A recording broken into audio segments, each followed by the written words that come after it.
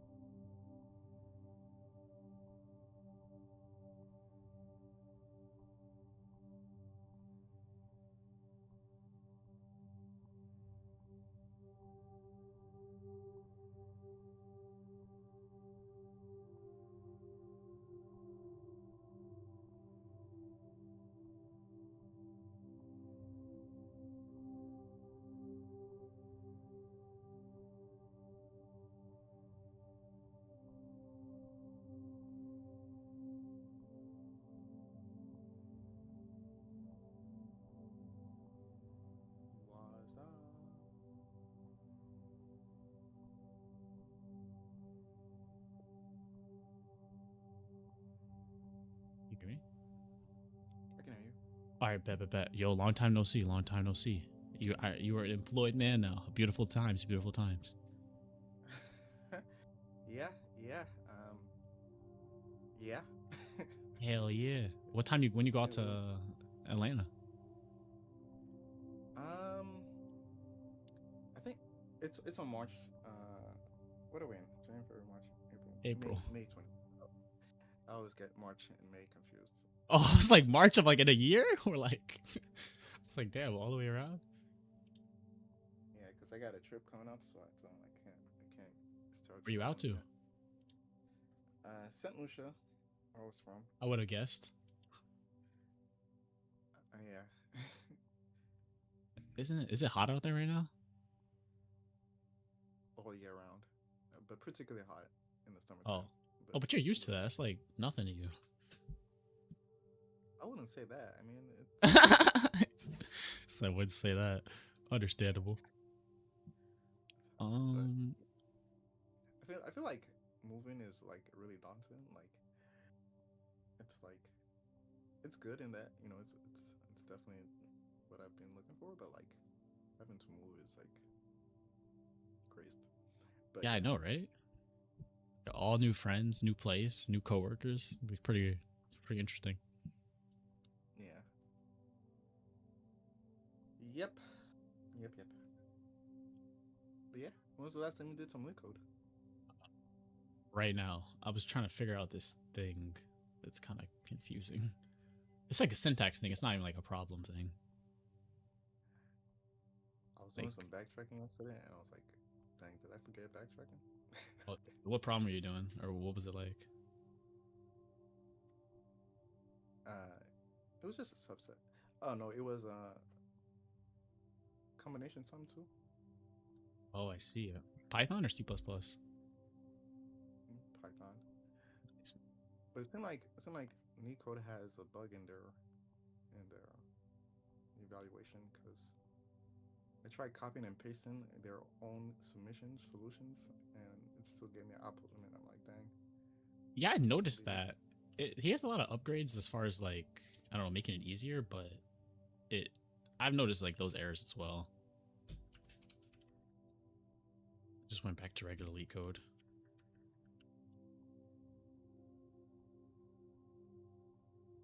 Is there a collaboration feature on NeetCode or no? Is that only LeetCode? Not that I've seen. Damn. Maybe if we upgrade the pro, but we're not about that life. Hell no. Hell no. Free till the day I die.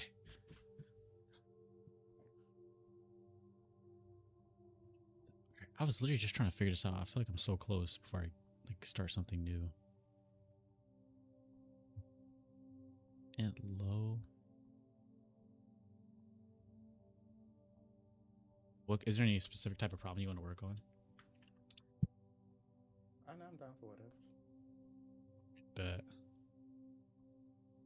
just look at this one last time before I give up. What are you doing then? C++, but So, I clearly something is very wrong. So I should probably just go back to Python.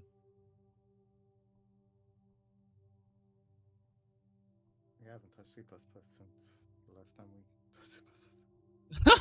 I feel that. I feel that. Me either. I've been usually using Python. All my OAs, dude. I'm scared of C++. I go straight back to what I know. I'm like I'm not venturing off on the deep end. No sir. Yeah.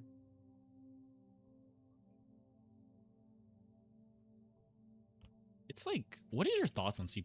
Like as a language?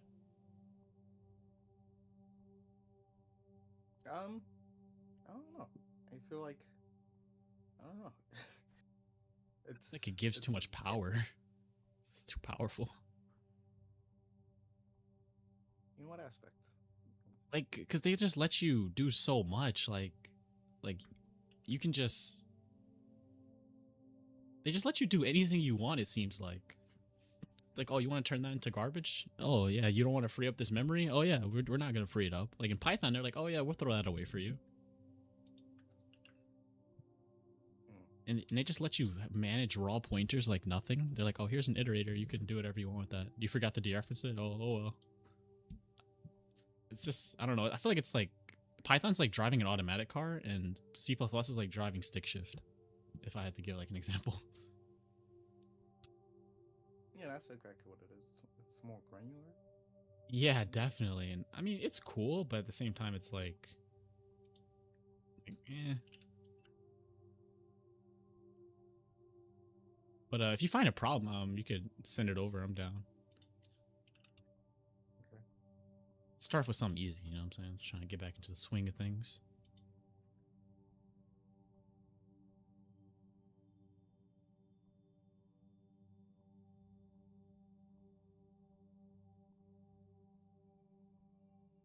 Quick prompts.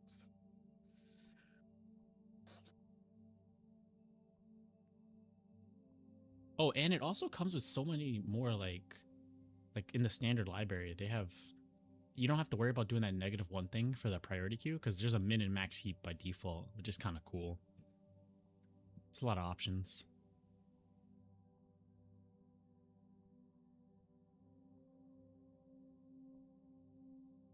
Yep. Yeah, but so what are you going to be doing at your job? Just like Python stuff? So like the job description, it's a data scientist role. So like both Python and SQL things, I would be assuming like analyzing data and like um,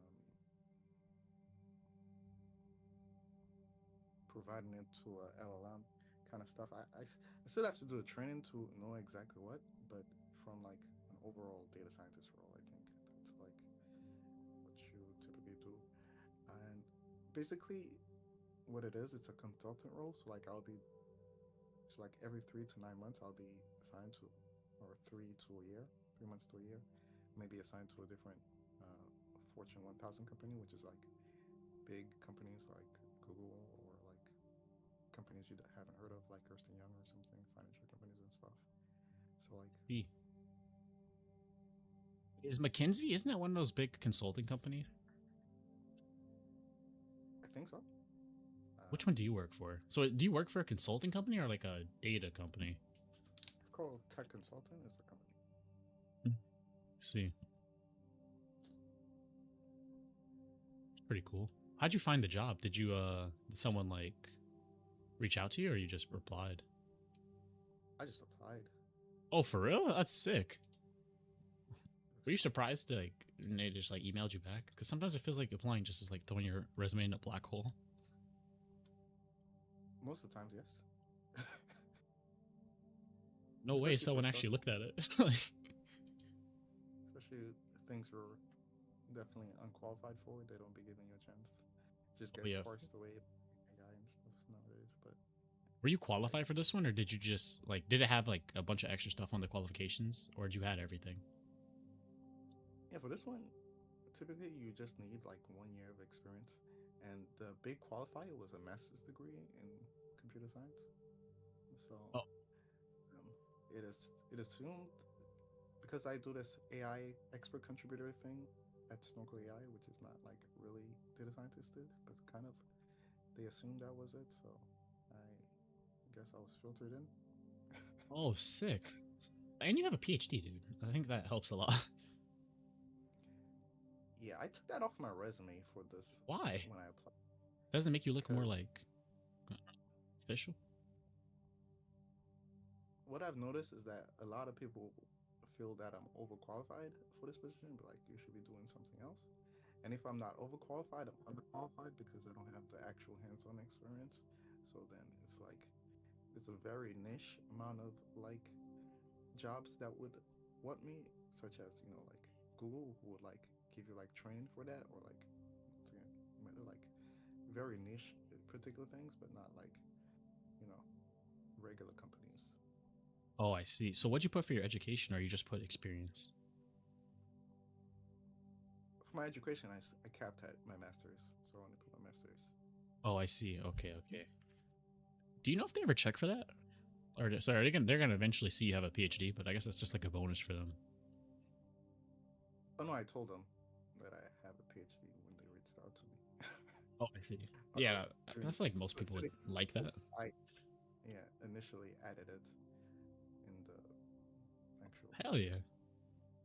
Did you already look for like found an apartment and stuff like that? Oh, so they help you. So for training, it's placed next to like their actual workplace. So like you get to pick from a housing, and they provide they pay for everything. So like I don't pay for nothing until then, until training is done. So like um, no need to look because Oh, so you're gonna it's be like living next to your coworkers? yeah. Oh, But that's but cool. I wouldn't essentially be working with these people. I would be training with these people. So like once again, it's a consultant. So like we're we're well, they're not all data scientists. Some could be something else that does something else. Um, but essentially, we're training to get placed somewhere. So like I wouldn't be working with these people directly. Maybe I would. Oh wow, sick. Uh, yeah. Hell yeah.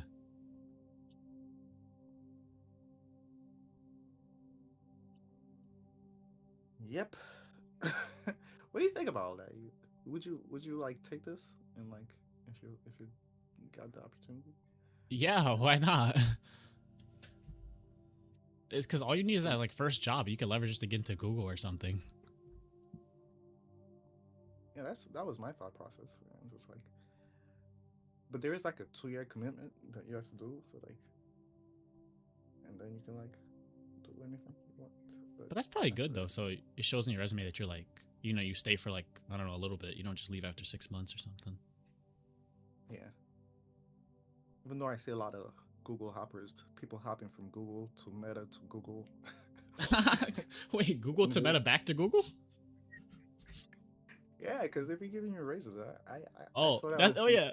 That's how you get a raise. You just switch jobs. Yeah. Oh, that's fine. Is it remote at all? Or is it you have to be in office? I mean, I have to be in office. Oh, it's not bad. Yeah. All right, so this question is we have to remove the greatest number from each row.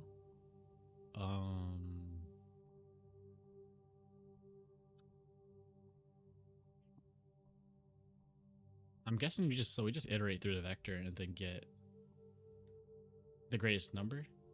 I don't know how to delete stuff though. I kind of forgot. How did we get 8? Wait, let me read the question. I'm sorry.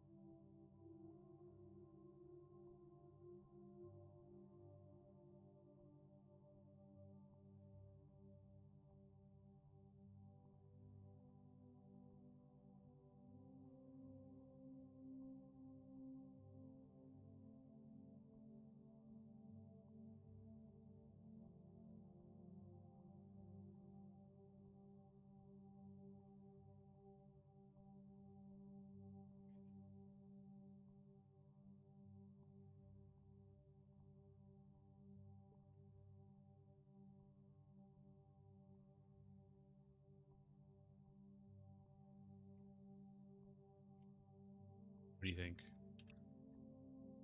Just kind of like setting Um, up some basic stuff.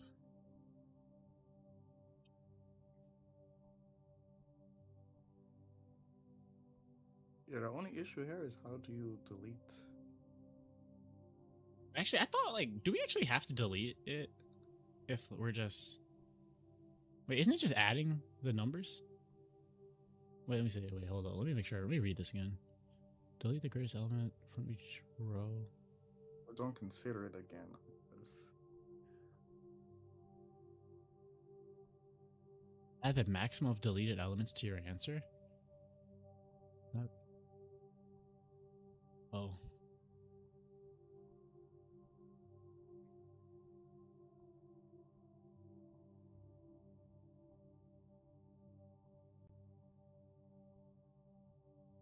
What I'm thinking is, can we sort instead of trying to delete stuff? Can't we sort it by sort each row by greatest to least, and then Wait, go by before each?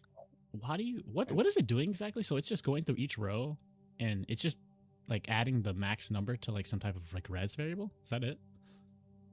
yes. So every time it deletes one of them, it adds it to the res, and then at the end is your value. So like it has to delete a number from each row for every iteration. How many times does it go? Um, n times, where n is the length of the columns. Oh, I see, I see. Wait, does it say that? Or did I miss that somewhere? It doesn't say that. How do you know that? Let's Or see. just based off the examples?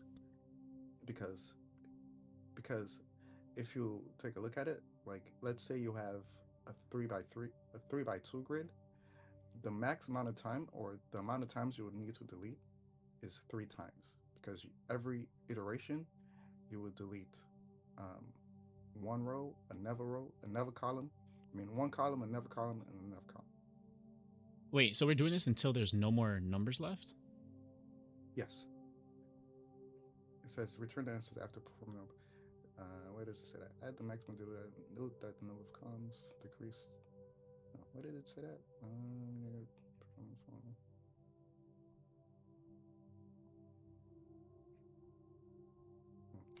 Forget where I said that. But essentially, if you do the calculation, it's until the grid is empty. So like in the first iteration, if we're looking at example one, it Mhm. deletes 4 and 3 because 4 and 3 are the highest in each row.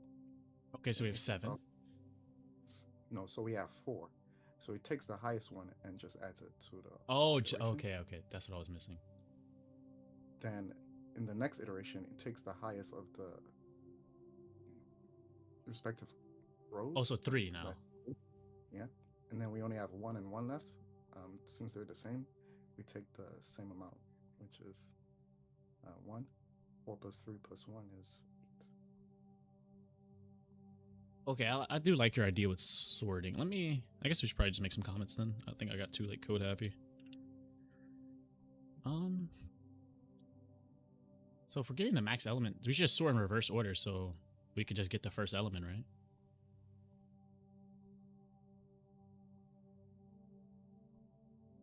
Yeah. We can get not the first element, but do a max of the first, or the first column, and then the second column, and the third column, and the fourth column. Oh yeah, that's kind of what I meant, like the first element of each row. But yeah, I guess the max of the columns, that'll be the same thing. I know in Python you guys have what is it? The star? It's like the spread operator or some shit. Which, like, did you like disown Python? Bro, I don't. Like, what's... Yeah, I mean, kinda. I mean, we could probably do it both. We could do both. Anyways, continue. I'm sorry. I don't know. Like, I felt it's just a cool ass language, man. Like, I don't know. Ever since I found out about it, I was like, oh, okay, I can get behind this. So, like, first we're gonna sort. We're sorting it, right? Yeah, we gotta sort each row. So,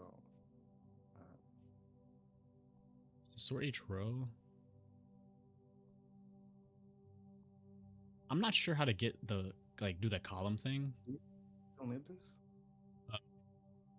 We could probably use that to sort the row though. You could just do row dots, like sort row dot begin, row dot end, and that would sort each row. So you want to put this in? Yeah. Then it would just be like sort row dot begin.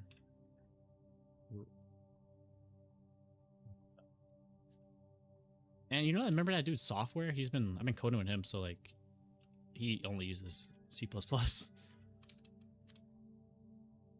I haven't seen him in a while though. It's been.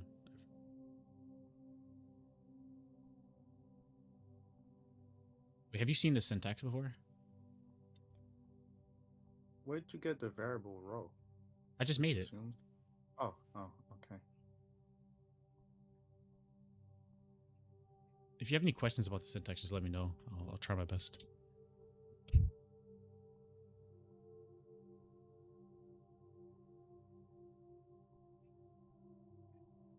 So how are we going to get each column now?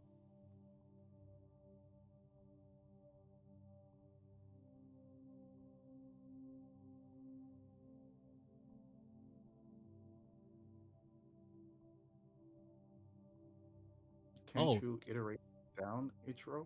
Yeah, I'm thinking that. Just have a, like, instead of going rows, columns, we go columns, rows.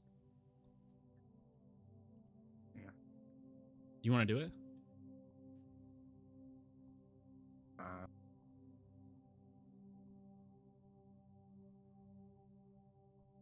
I can. I'm just. All right, go for it. Wait, oh. Do you have any questions? No. Okay.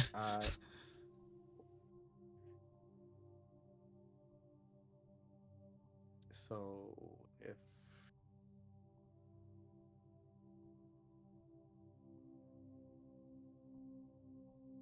we're going by each row, let me do something like.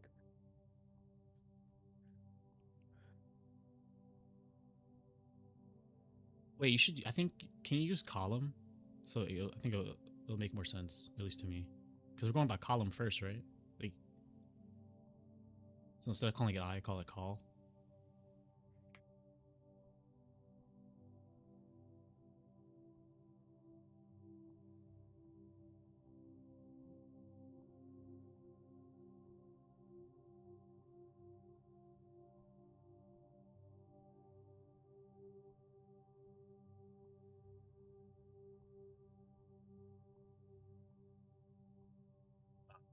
Curly braces.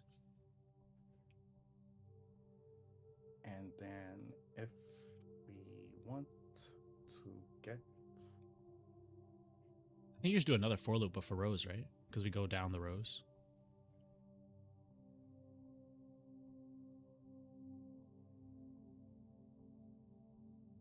That makes sense. Wait, inside the braces.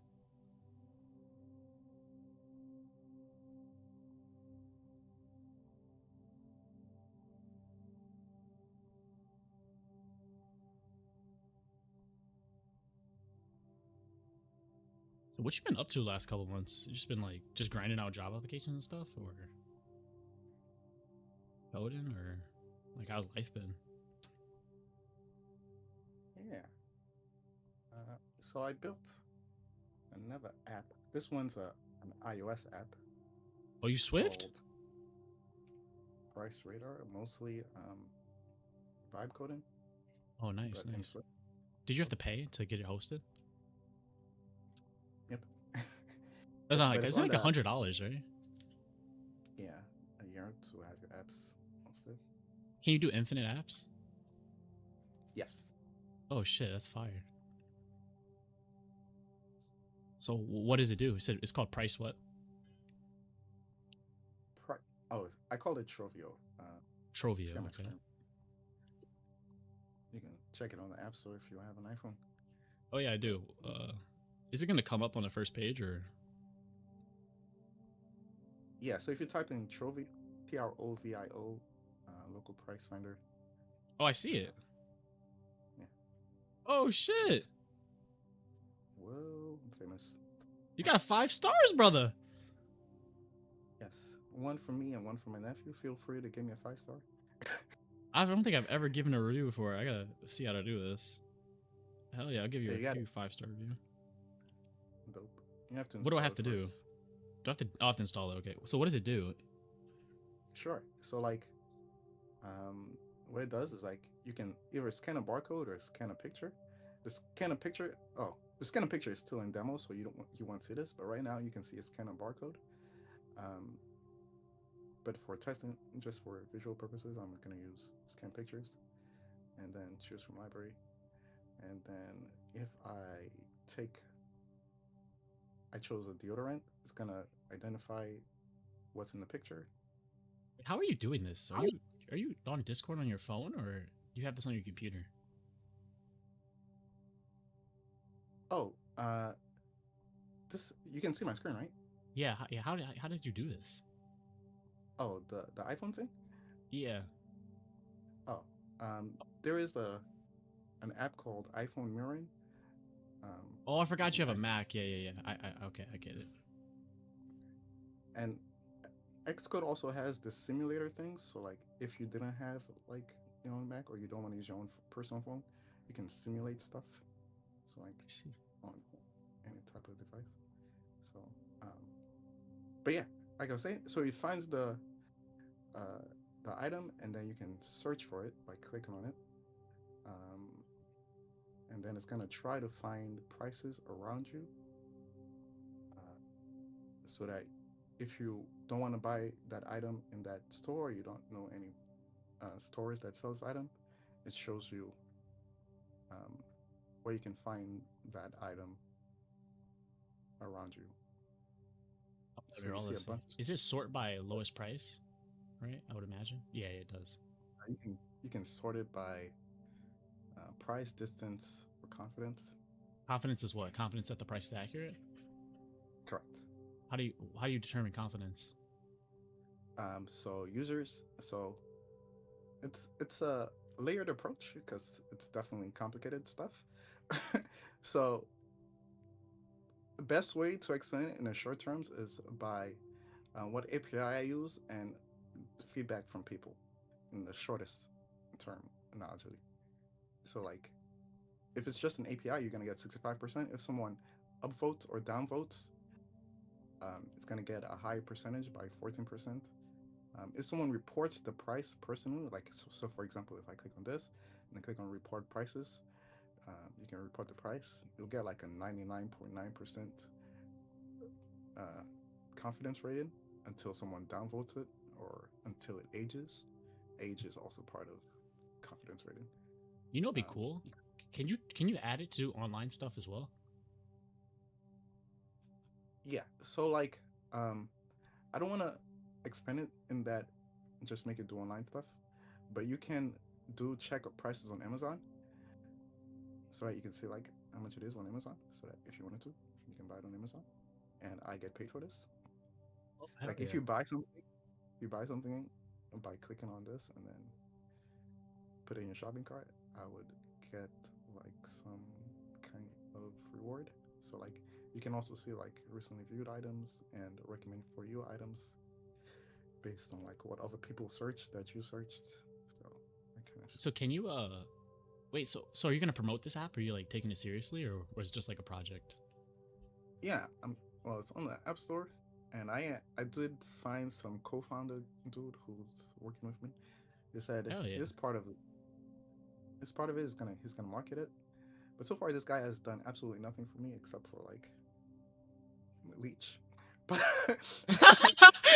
I said leech. That's hilarious. I'm being honest, but How much money would you be willing to like promote it with? Would you do some like Instagram or like Facebook ads? yeah, right now our budget is like $300, um, and you get like a $100 credit, so that's $400. And yeah, Have you ran some ads, or are you leaving it all to? me personally, no, not yet. I want to finish this feature, the picture feature that I just showed you. So right now you don't see a picture feature or a store. So after that, I will we will get into like the marketing aspect. But yeah, what do you think about the idea in general? Like do you think it's like good idea? I think it's a good idea. Yeah. Who's your biggest competitor? What are people using now? So like I haven't found an app that does exactly this, which is great news. But Yeah, definitely. they are like similar apps where you can like search for stuff and find compared prices. But they're like you suggested, they're just like mostly online stuff. So like if you want to buy stuff online, you can do that. But nothing like really gives you like prices of stores nearby you. So like I I can't think say this like would be like really, really like powerful if you get a decent, like a small user base and like a community. Because imagine when there's like flash sales that no one knows about, and then it'll be posted there. Imagine eggs are like $1.50 at like Trader Joe's or something. yeah, yeah. So like yeah, the community has to grow for it to be really powerful because the confidence score is really important. So like if people can confirm stuff and like make it accurate, and then you go there and you actually see that price there, that's plus plus. Question is, how do you get people to? How do you incentivize people to like pretty much like flock to the app? Well, the purpose is, I mean, like it's supposed to sell itself. Like if you're in a store and you see a price that's outrageous and you're like, "Ah, I don't know about this shit, you should automatically think of this app, or like other situations like you see one of your friends have this cool item and then you want to buy yourself, and you No, think I of get that. that, but what would encourage somebody to like? Let's say you go to a store and you found like a really low price. What would encourage them to share with the world? Because like, why would you want to share that? Like, you know what I mean? Oh, yeah, why would you? Exactly, I but we need like if you create some type of incentive to get people to share, I think the app will like grow exponentially. I don't know if you have to like I don't know give people credits or like maybe like make a premium version of the app, and then so like if you I do have a yeah I do have a point structure where like if you uh like verify a price, you get points, and that points gives you more calls. Calls are like stuff to like get prices.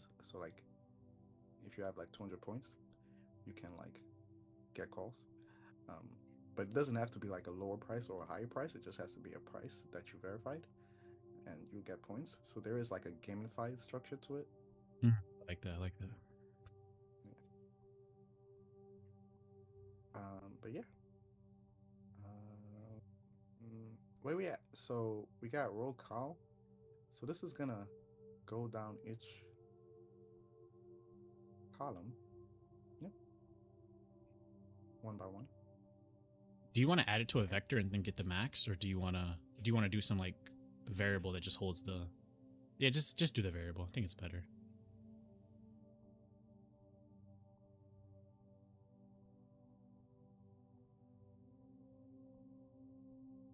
And start it at like max int or int max or something. Well, no, that'll be. Oh wait, no. Min. I'll use min int. There's no negative numbers, right? Yeah, there's none. We're good. But if it was negative numbers, you could do this. I think it's like int min, and it'll just be the lowest possible value that integer could be. Cool.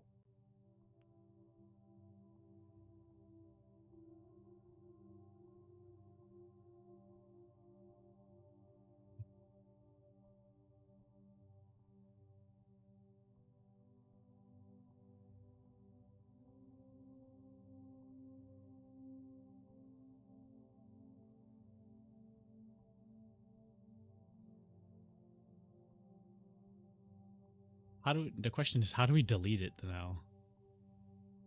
Wait, no, we don't have to We delete it, don't. right? Oh yeah, Yeah. oh yeah, because it's already sorted. Yeah, I think that's it.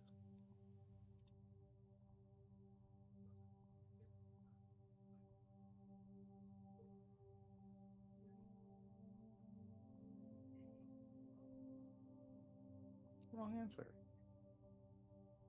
Here, expected 8.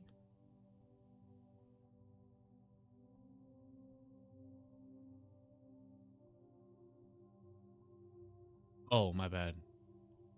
I sorted it in ascending order.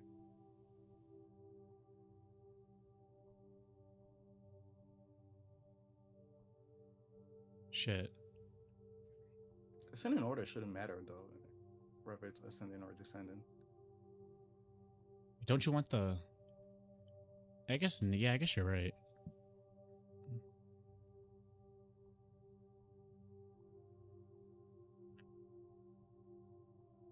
What's the problem here? Confirming our logic. Our logic works for example 1, so we should be getting. Because it would delete the 1 first, then the 3, and then the 4. Right? Yep. Let's print what max val is after each thing. Yeah.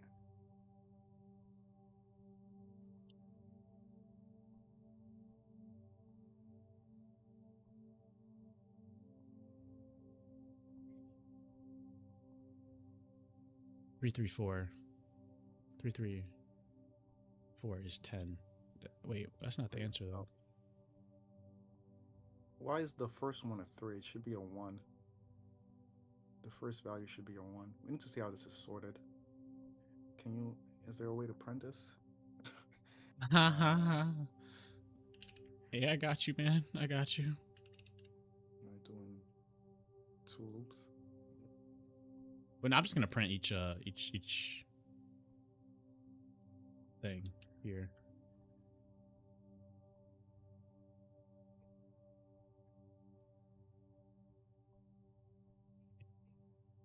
Okay, that makes sense.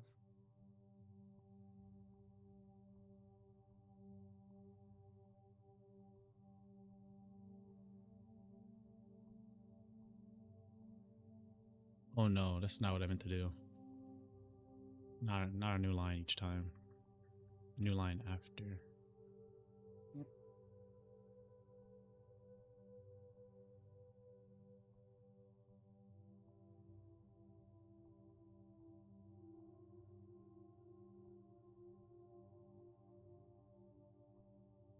So we got 1, 2, 4, 1, 2, 4.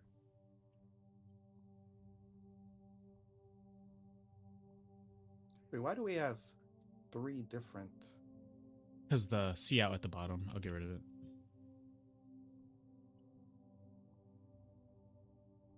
Oh. 1, 2, 4, 1, 2, 4. That's not correct. Oh, I'll put. I'm such an idiot. My bad, man. I think we got the right answer now. It still didn't fix it. But that's definitely better though. 1, 2, 4, 1, 1, 3, 3. So I should have grabbed the 1, the 3, and then the 4. Are we changing when we're doing this? Are we changing the value of what's in the grid, or are we changing this value? Oh, you're right. Yeah. My bad. Yeah, we actually. Wait, I think I know what to do. I think I just need to make this like a reference. Yeah, I think that's it. Yeah, that's it. Good catch. Oof, it's disgustingly slow. I think it's because of the C outs. Dopeness.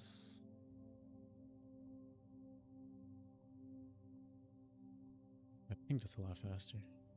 That's crazy. Remember we met at the fucking coding event, and now we're like about to be like, you're already a software engineer. They're like, I'm gonna get a job soon.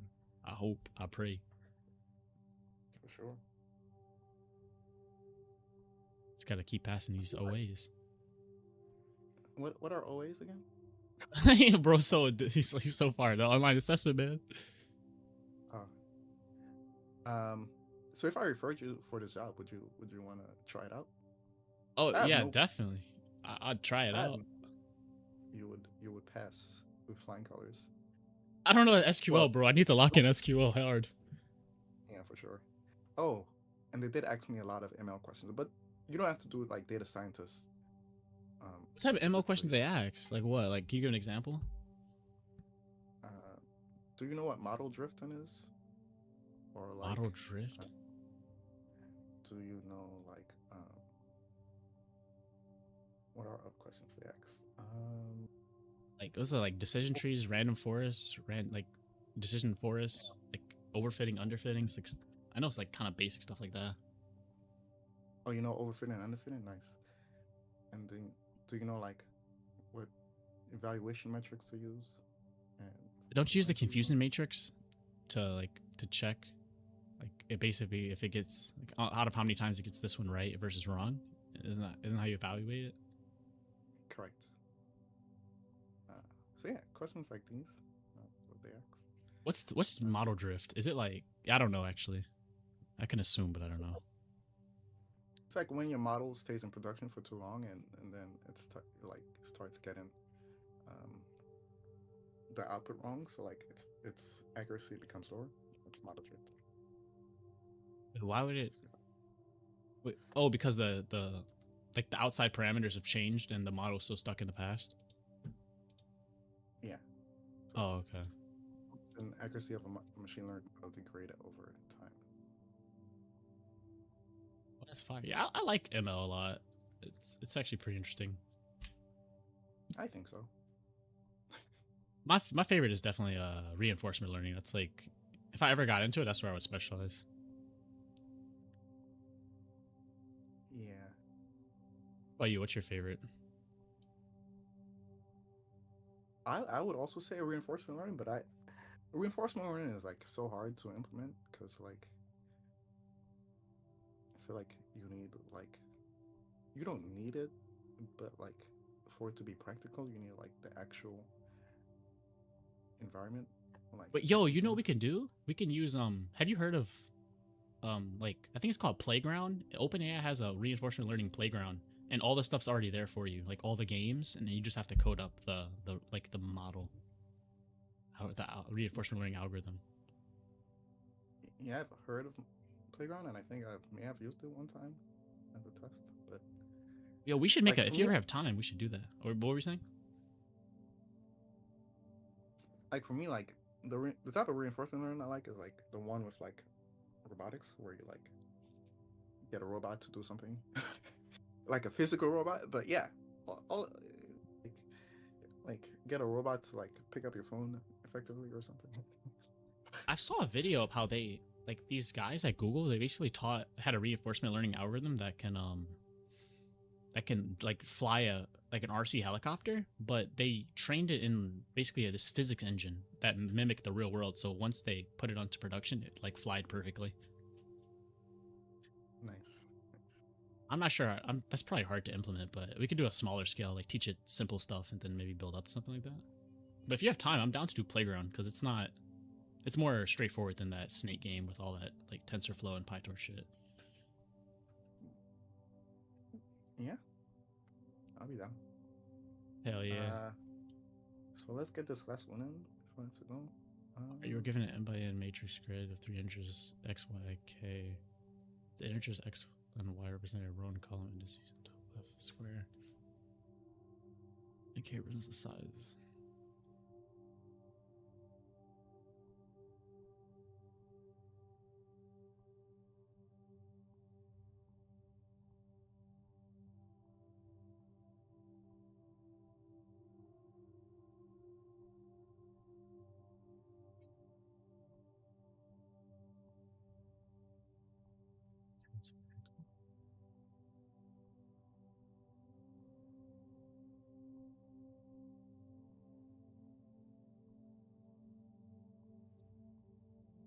Looks fun.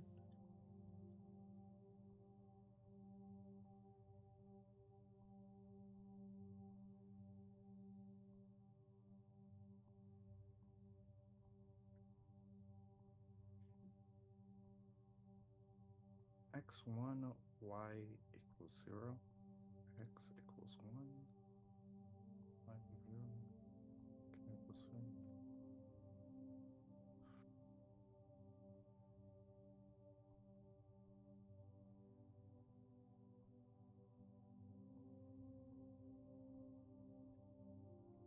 I have some ideas. Actually, I think I have the solution. 1 second. I'm gonna write some comments, some notes.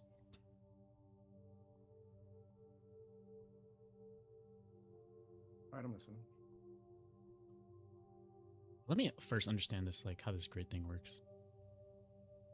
The row and column of the top left corner of the sub matrix. Oh, you just go. So you find the row column of the sub matrix, and then you just go all the way down. Is that how am I understanding that correctly? Not all the way down, but until K. Okay, so K must be 3. Oh, so it goes. Oh, so it's always going to be a square because it goes down 3 and left 3, right? Yes. Okay. So basically, what we do is we find this, like, the beginning of the sub matrix, and then we just slice the array to go 3 forward. And we do that for all the way K down K times. And we'll have this slice sub matrix, and all we have to do is reverse the order of these rows. Because the slices will be the rows. We just need to, like, flip them. I'm not sure exactly how to do the flipping part, but I don't think it's that hard.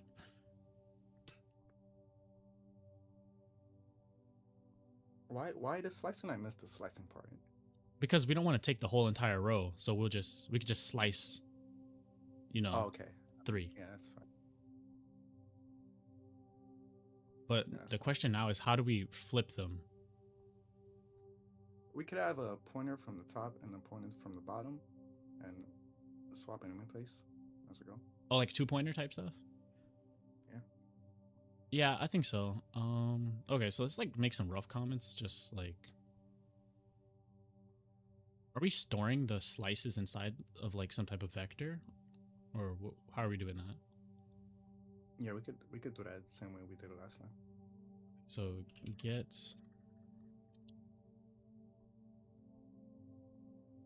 I think we want to iterate through, put this in an inner loop.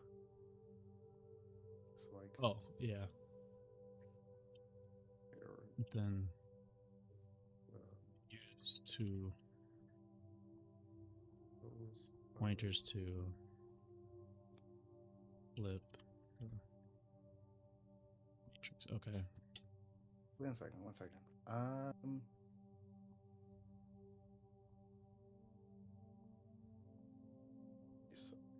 So we're creating a sub matrix, a sub grid completely. Yeah. So I don't think we have to iterate. I don't think it's I think it's fine. I think it's good. So I think we just do 4 int I, but instead of I, we start off at x.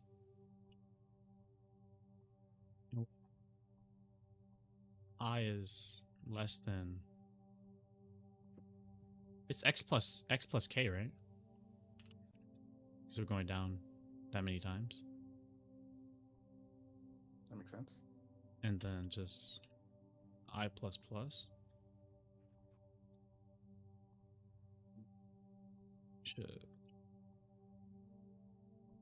And then my idea is just, this is where we slice them, so, but we're gonna have to append them somewhere. Could you make a vector up here that I'm gonna append more vectors onto? I guess, if that makes sense. A vector that holds vectors events. Then let's say auto slice equals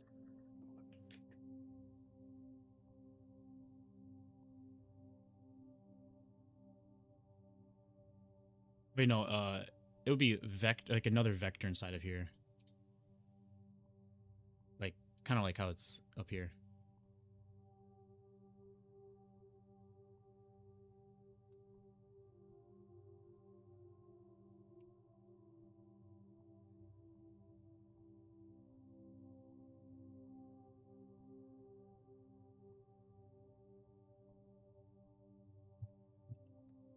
So I think it's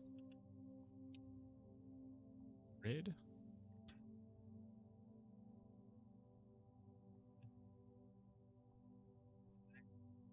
Dot begin, comma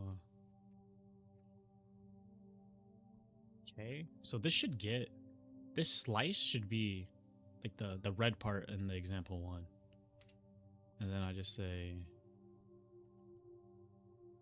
subgrid dot. What does span do? It just slices the array. Just, you know how Python we have slice, but it's like the equivalent here. The parameters are where you want to begin, and then k is just the number of elements you want to take.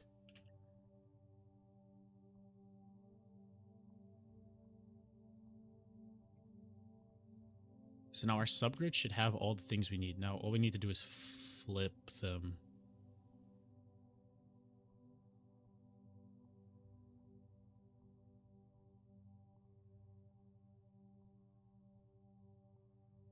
How does it know that you're referencing this? What do you mean? Oh, This because is sub wait, sub. pushback, but not pushing. Oh, sorry. That was my mistake. Can you put slice there? Okay. So I'm guessing now we just do left and right pointer and just like swap them, right? Yeah. I think But there's it's not a left and swap. right. Not left and right, but It's top and bottom. But yeah, I mean, okay, I guess that's more specific. Technically, it would be 0 because it's the begin, I think. you would still need to go for each row and then do the swap. Have 2 inner loops. Wait, why can't we just say that like subgrid at I or at top swap with bottom and then move them both towards each other? Example? Like, so we have top and then bottom would just be equals subgrid.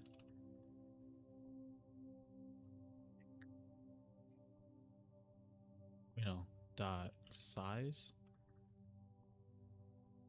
minus 1. So I'll give us the index. And then we say while top is less than bottom. And every time we do that, we just say, it's like while top is less than bot. We say like, I think it's swap like this and then top. No, subgrid at top, subgrid at bottom. Does that make sense? Yeah, it does. But how do you get to the next column? We just move bottom up and row and, you know what I mean? Top down, bottom up. Like just move the pointers and then there'll be a different thing. No.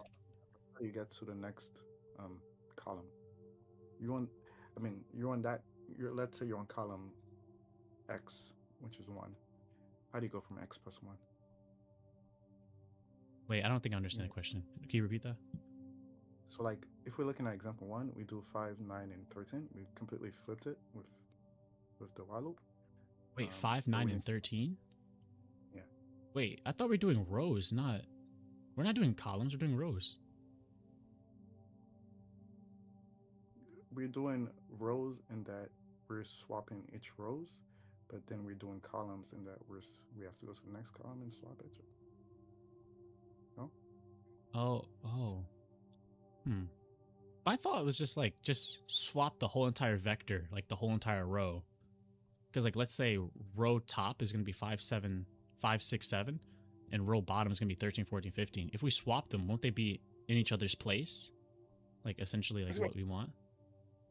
Yeah, that makes a lot more sense. I was thinking about doing it one by one, but you could do the whole row itself. Yeah, the whole entire row, just take the whole thing. Okay, nice. Yeah, that works much better. Wait, what was your idea? How do you do like one by one?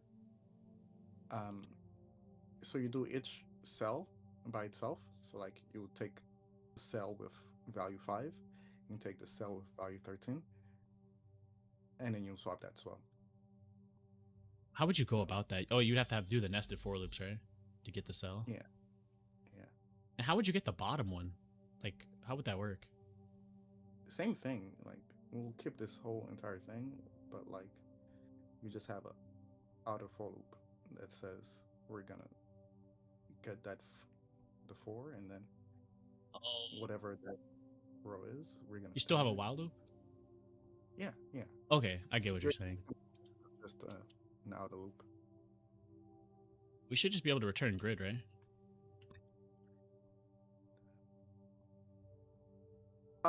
Something's missing here. Isn't that the same issue about referencing? No, the Just cool like thing is span uses a reference by default. So this actually is the original grid. dopeness. See, that's why C++ is better, bro. Python. Oh shit, I fucked up. I don't know What about happened better. here? I mean, it's debatable. It's debatable. It says no matching member function. Call pushback subgrid dot pushback slice vector.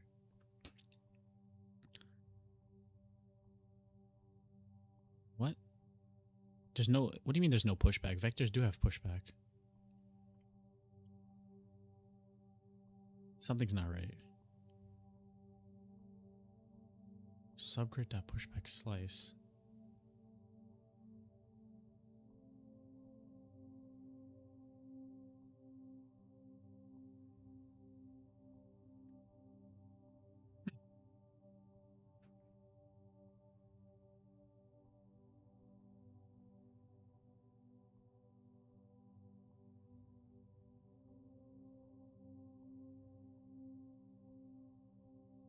God damn.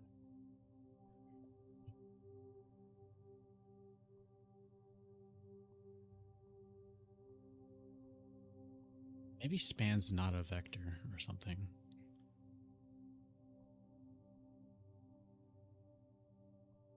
Let me try this, like, just to make sure it's not span. So I'll just put like a vector in there. Does that work?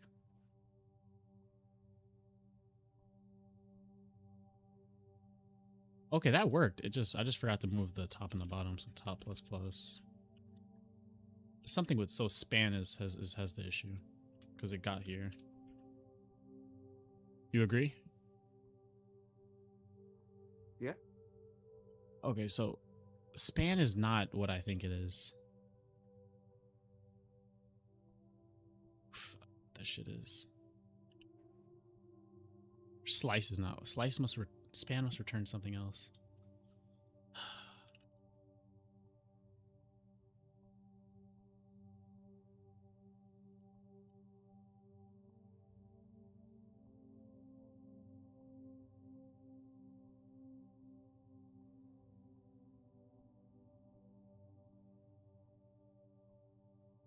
Okay, yeah. Span's not a vector. It says span is a span object.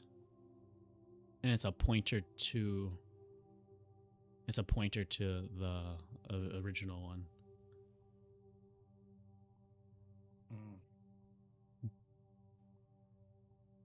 So we need to figure out how to convert a span. Or we could just slice if we know how to slice normally, need to slice and then just reference it. Yeah, we could do that too. Yeah.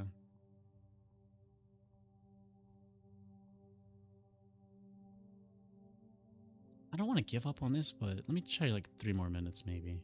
I feel like there's something we can do. Like, I don't want to give up on the span. Oh, okay. Because it says it returns a span object, which has a pointer to the memory address, the first element we pointed to. So have a.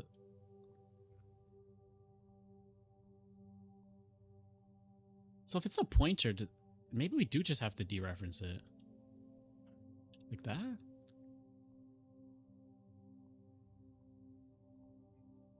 No.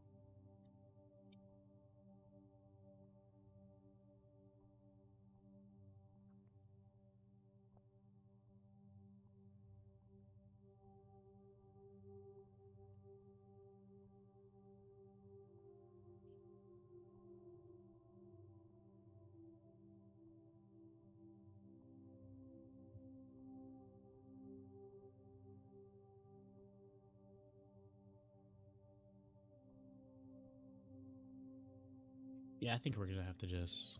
I think we're gonna have to just slice it.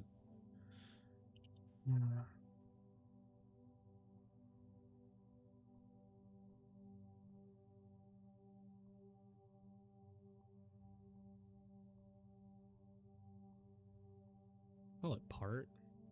It says this works. See.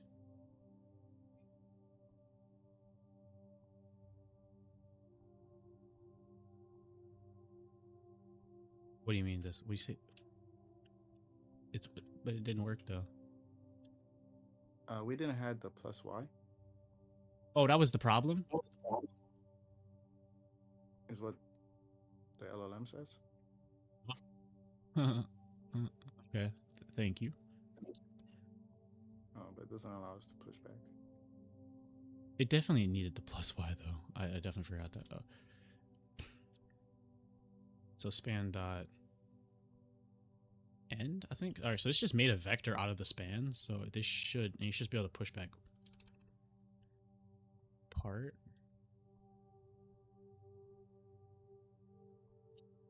You didn't name it anything. There's no name here. I thought the name was part. Oh. Oh wait, yeah, there's not supposed to be an equal sign here, my bad. Like this. So then what's the name? Its name is part. Wait, no, we still need that. We still need that. Because I'm converting the slice, the span into a vector called part. I'm about to jump off a building. Okay. It's not, what's wrong with me? It's called slice. Slice dot. Okay, this should work.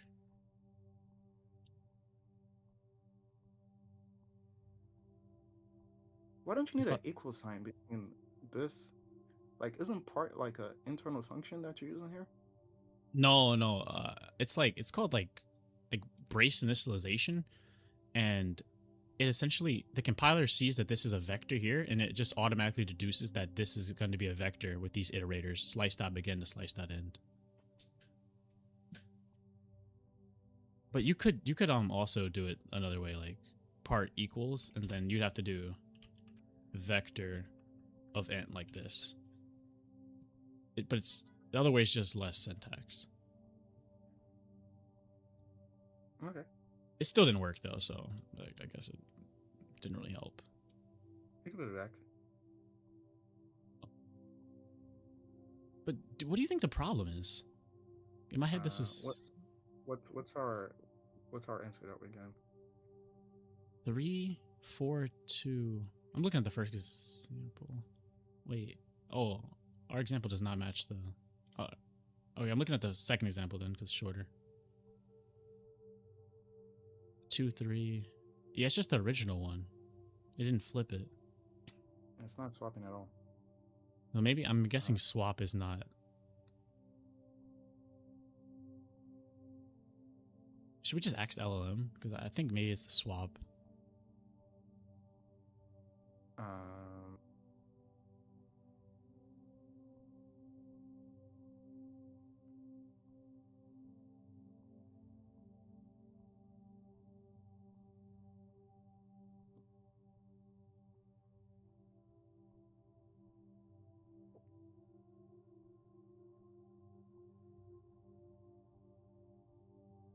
Can we print these values here? Yeah, go for it.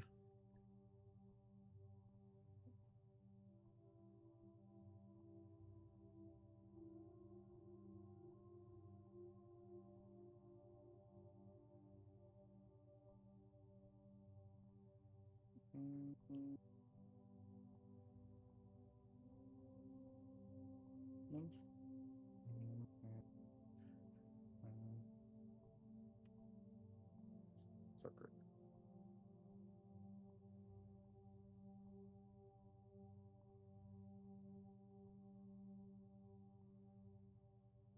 Was that gonna work? Is that? It's just gonna go through all of them, right? It's gonna go through the whole entire. I don't know what's happening. Do you have to do subgrid at top or bottom? Like, don't you have to pick one of them? I think. Yeah, that makes sense.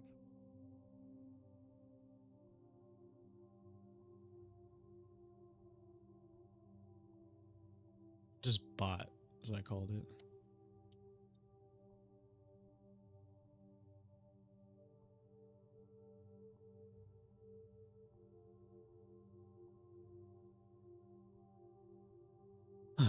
This is not supposed to be this tedious.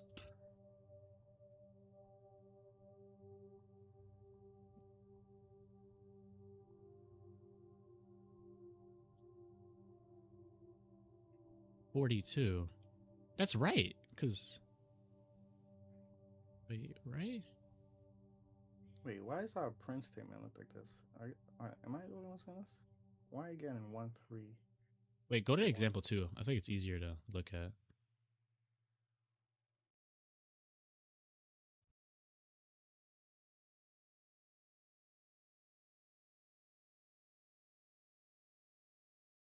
That makes sense though, because top is 42. And that's what it's supposed to be. Yeah, but that was before our swap. That was after our swap. That's after our swap. So I'm in this. Oh, dude, I think it's the same problem. Remember the vector that we pushed back? That's a new vector. And it's like its separate thing. I think we need to make it a reference. Mm-hmm. So I think like this. And now, because span was a reference, and then we changed it into its own thing. Fucking shit. What's the syntax? Is it where am I supposed to put the ampersand? Yeah, it's right here. I tried that, it gave me an error, so I wasn't sure.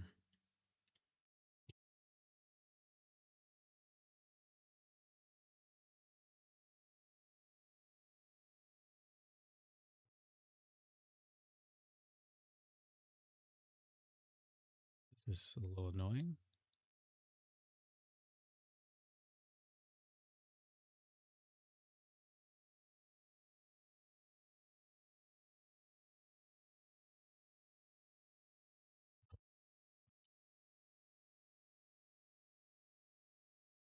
Maybe we just shouldn't use span. Maybe just create. Yeah, forget span. Let's just make a. Let's just call this slice and just slice the vector.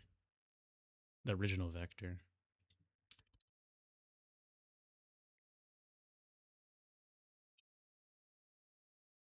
Grid of I dot begin. It wouldn't even be dot begin though. Dang, this is a 3-liner solution? That's crazy. Wait, what? Not in Python, right? In C++? And C++ is a 3-liner? How you cheat and look at the answer already, man? I just scroll down. I just asked for about slicing and gave me the answer. So my idea is I wanted to create a brand new vector that is the reference that references the original vector. Oh, there is. Oh, I'm sorry. Continue. I'm just trying to slice this shit, but I don't want it to go all the way to the end. So I'm thinking I just need to do.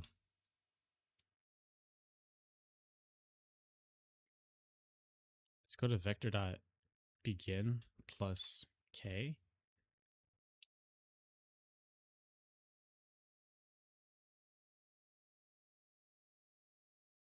Oh my god. I mean, if you looked it up, you could tell me. I know this is just like a.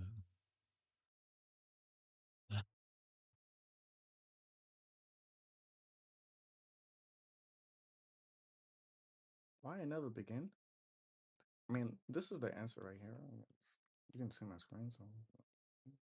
I only see your phone app. Really? STD swap. Oh, that's the answer. Because what I wanted it to do was just go from the beginning to the end, but So why not write the beginning and then the end? because we go to Why- end, why- it's gonna go all the way to the end. We need to do like it's gonna go like to the end of the original grid, but we only want to go from the beginning plus k elements. You know, that was my idea. Because it's like Oh, a I see. sub matrix, but it's not working. and also why just begin, not begin plus um x. Because it Or something. starts at it always starts in the first row. Oh, but don't But you need to it move over a couple of columns couple of depending columns. on Wait, what do you mean? like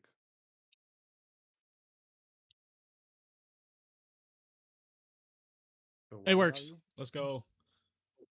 Wait, I don't know. Did it just do yours? Oh, let me comment that up.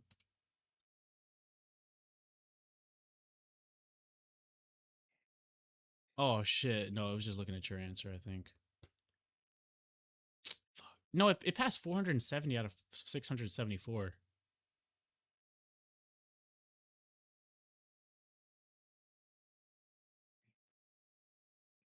Damn. Wait, what passes? This code right here, it passes 470 out of 674. Oh, I can't get past the regular test result. Really? Wait, maybe something's wrong here. Oh, never mind. It doesn't. I think that was your code that it passed. Okay, look at the second example. Our our thing is wrong. It's going 34 and 23. It's supposed to be 23 and 42. Mm-hmm. So it's not slicing correctly. Oh wait, no, you had a point. You were saying something about the column, right?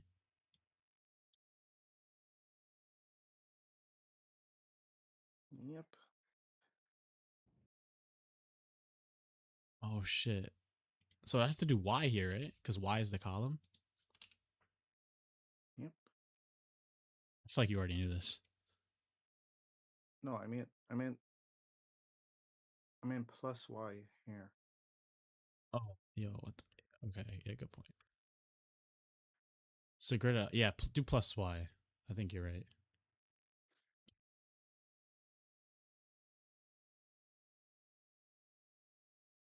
And aren't you still missing your reference? It stopped working when I did the reference. I just took it out. Is the end okay, you think?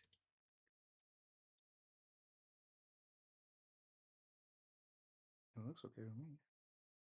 No, this shouldn't this be y plus k? Yeah, I was thinking that too because it has to move up even more now.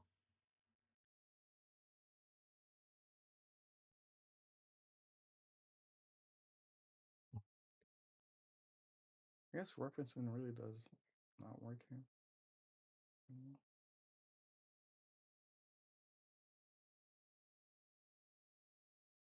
I'm guessing the issue now is that it's the same answer, right? Like it didn't change anything.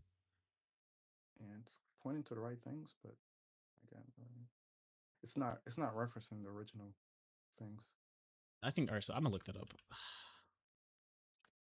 How can I make this a reference? That's the only issue here.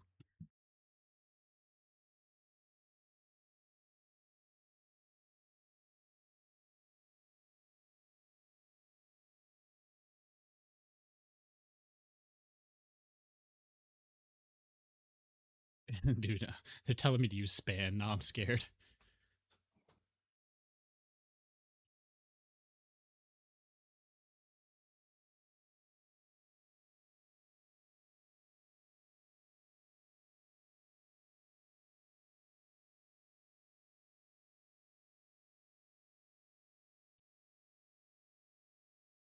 So you want to try like a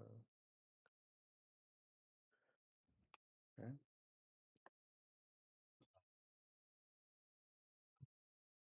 But it's gonna do that thing where it's gonna give the span object, and then we can't push it to the thing. It's this is a little.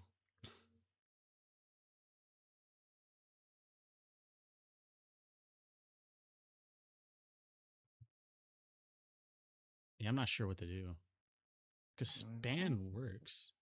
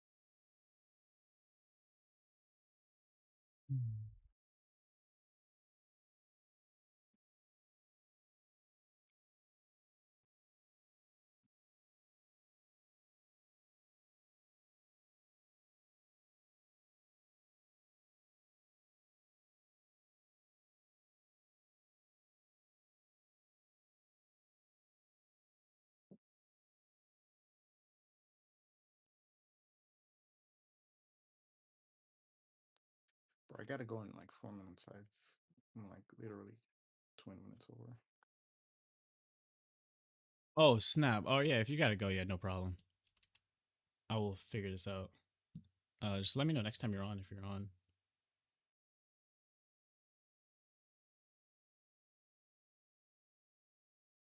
Mm-hmm. I think this is the answer.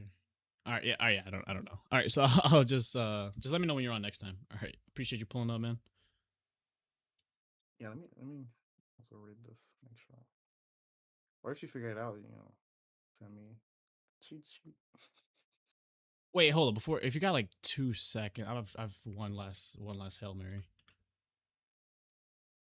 What if we just instead of subgrid, we just call it a span events? You know what I'm saying? So now it's expecting a span.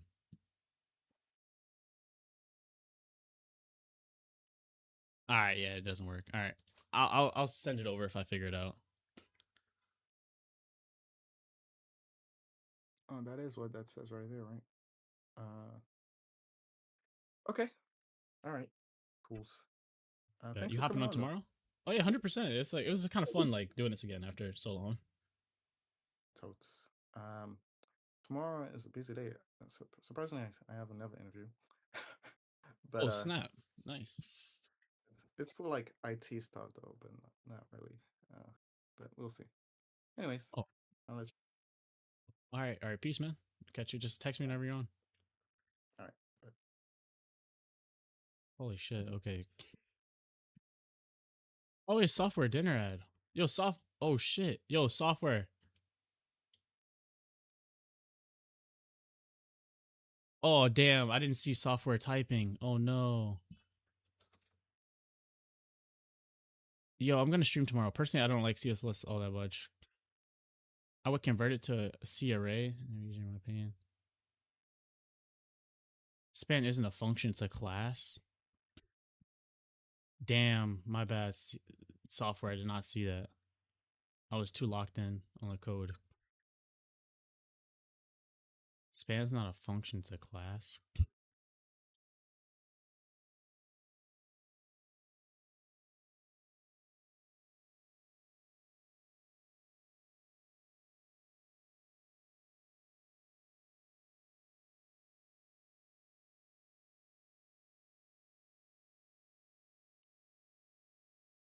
Wait, why would this not work?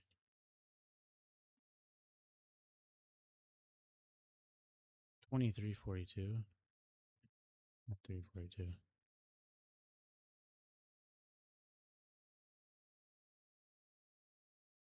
Does span not have swap? Can you?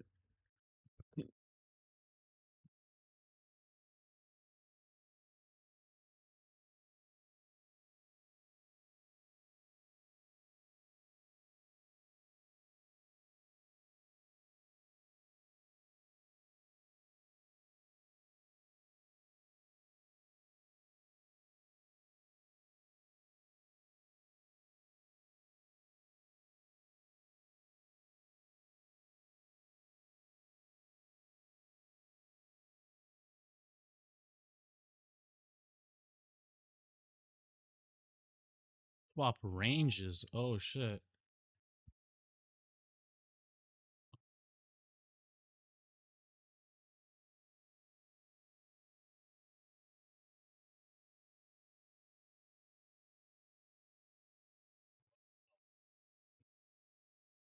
Subgrid.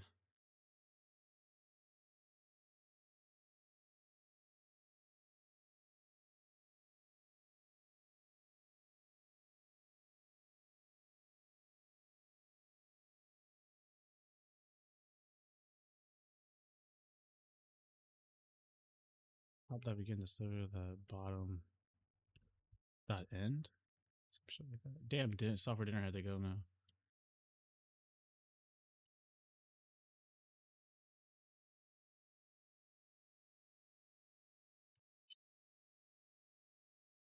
Shit.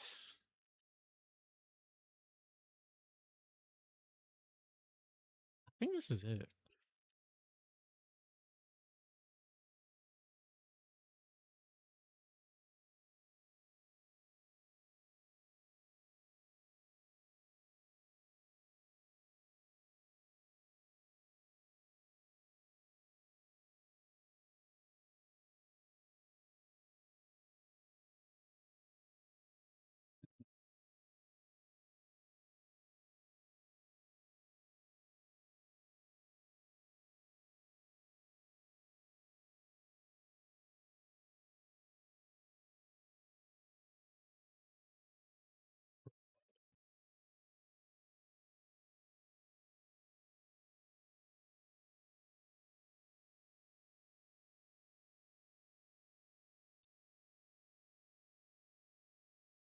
Span subgroup dot top dot begin, subgroup dot top dot end.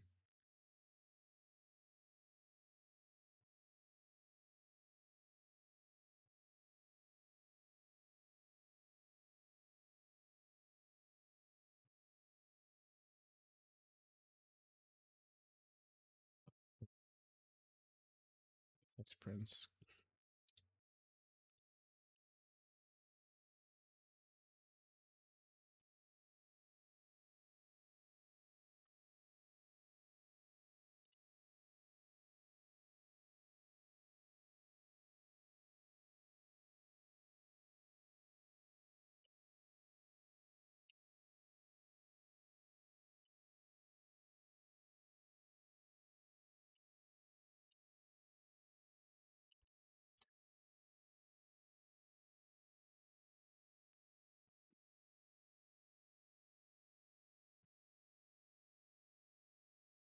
All right, yo, it's probably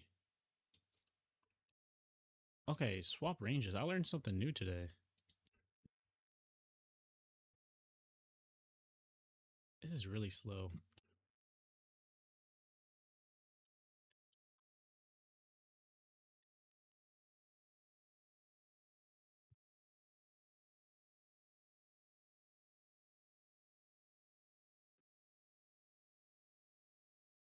Code is really slow. Memory allocation. Even though you're using a span, you're copying integers. Yeah. Why do you need something? You already have all the original grid. You can access the rows by using math and index. How do I figure that out? I can optimize this.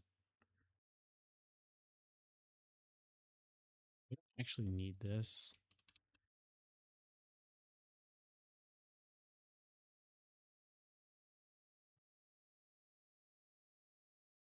And so how would I do this? If I just want to flip the ranges?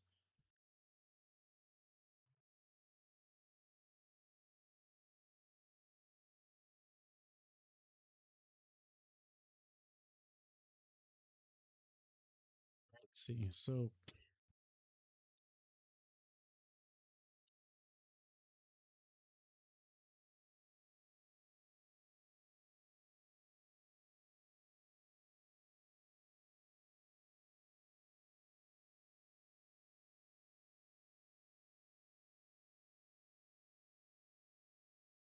for the top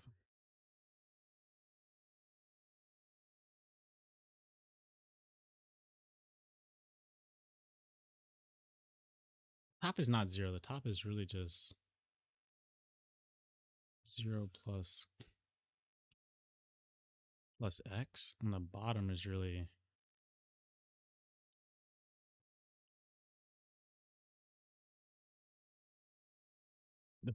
just grid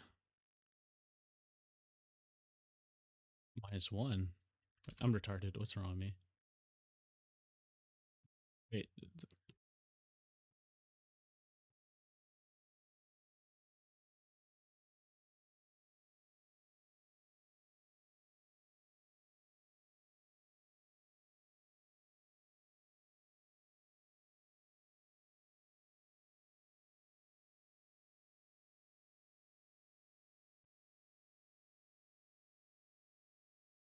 Your rate is really.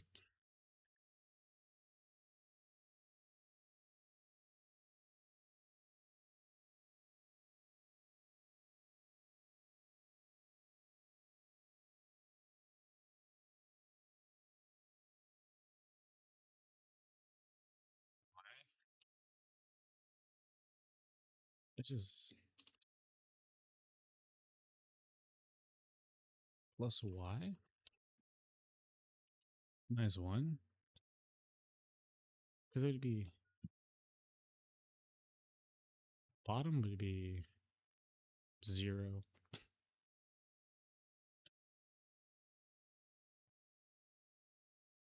I have no clue. I gotta come back to this.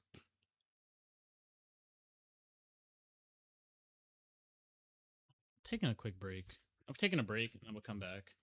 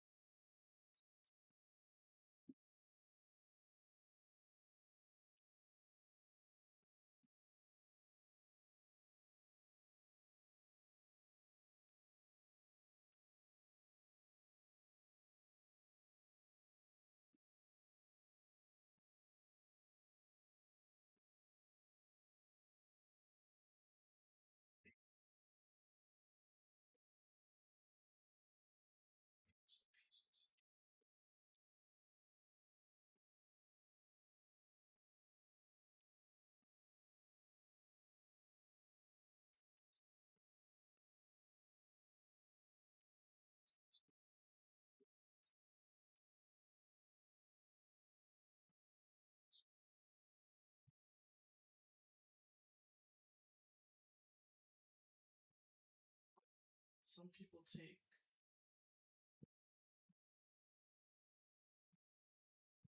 vitamins, they feel totally calm. It's like great. Just sitting there, you feel like the big.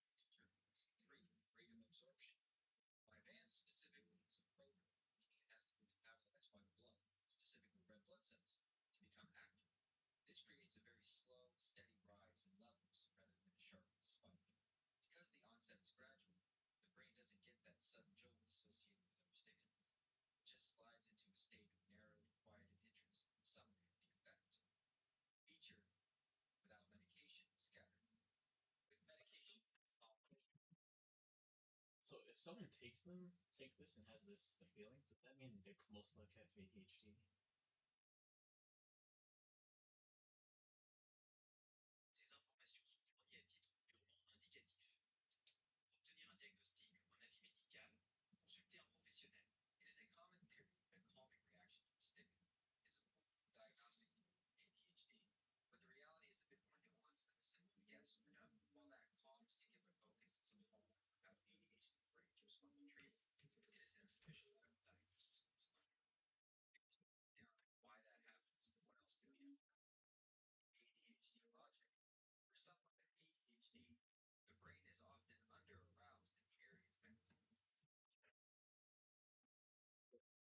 Honestly, I went to a psychiatrist.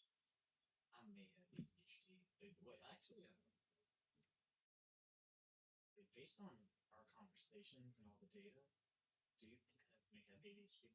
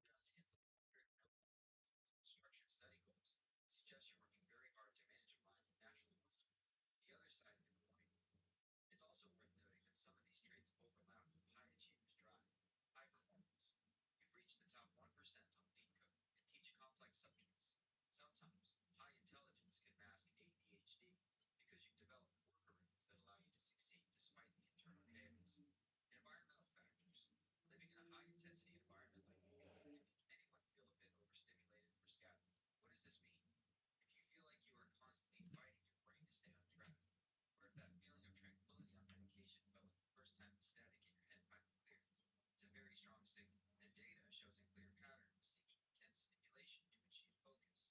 Many people with your profile, pilot, programmers, fast-paced athletes, find that a formal diagnosis provides a lot of aha moments about why they operate the way they do. Since you've been doing this monk mindset training, do you find that the discipline's getting easier, or does it still feel like you're constantly growing against the grain? Where I stopped working, I was able to study a lot.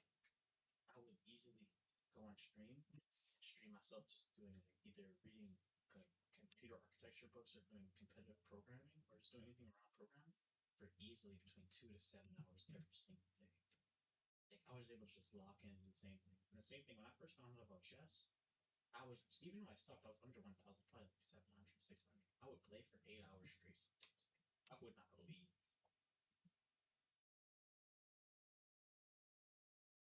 Is a textbook example of hyperfocus, which is one of the most distinct and often misunderstood traits of ADHD. While the name suggests a deficit of attention, it's actually more of a struggle with attention regulation. The brain has a hard time shifting gears, so once it finds something sufficiently complex, like the logic of a C++ memory leak, attacking the puzzle of a chess game, it locks in and refuses to let go. Here's why those 8-hour marathons are so tough. 1. The dopamine slot machine. Competitive programming and chess are both high feedback environments. Every time you solve a problem or make a strong move, your brain gets a hit of dopamine. For most people, that hit wears off. They get tired. For an ADHD brain, that hit is like fuel. It keeps the engine running long after everyone else will warm down. 2. Time blindness. When you're in that state, a phenomenon called time blindness kicks in. The part of the brain that tracks the passage of hours essentially goes offline. That's why you can start a meal and suddenly realize it's 8 p.m. after eating food. Your brain prioritized the lock-in basic physical cues. 3. The interspaced nervous system. A neurotypical brain can often force focus based on activities. E.g., I should do my taxes because it's illegal. And 8. It doesn't care if a task is important. It only cares if it is challenging, interesting, computer architecture and chess fit the challenging and interesting categories perfectly. They're basically infinite puzzles, which makes them the perfect trap for a brain that loves to deep dive. The paradox of choice, the flip side of being able to stream for 7 hours straight, is often the struggle to do a simple 15-minute task that isn't stimulating, like answering emails or doing laundry. Does it feel like you have two gears, either 100 miles per hour total immersion or 0 miles per hour? Yes, I've said this for so long. I feel like my life is defined by feast or famine. Either going all in hard as hell, or doing nothing.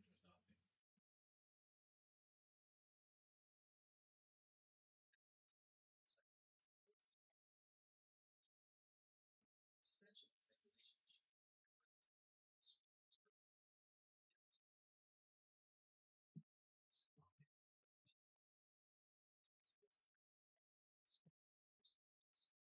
It's basically painful to start.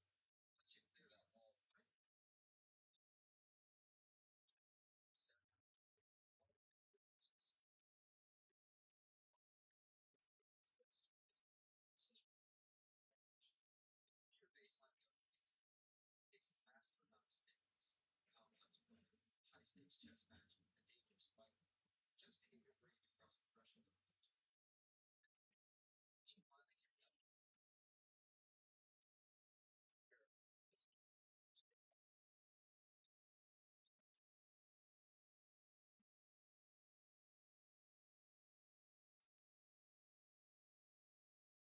You're a supercomputer. It's running massive simulation at 100% sitting asleep. Just knowing that this is a documented neurological pattern rather than a personal anomaly will change how you look at those famine days when you're doing. Oh God, what's wrong with me? Why was I born like this? Why can't I be like regular?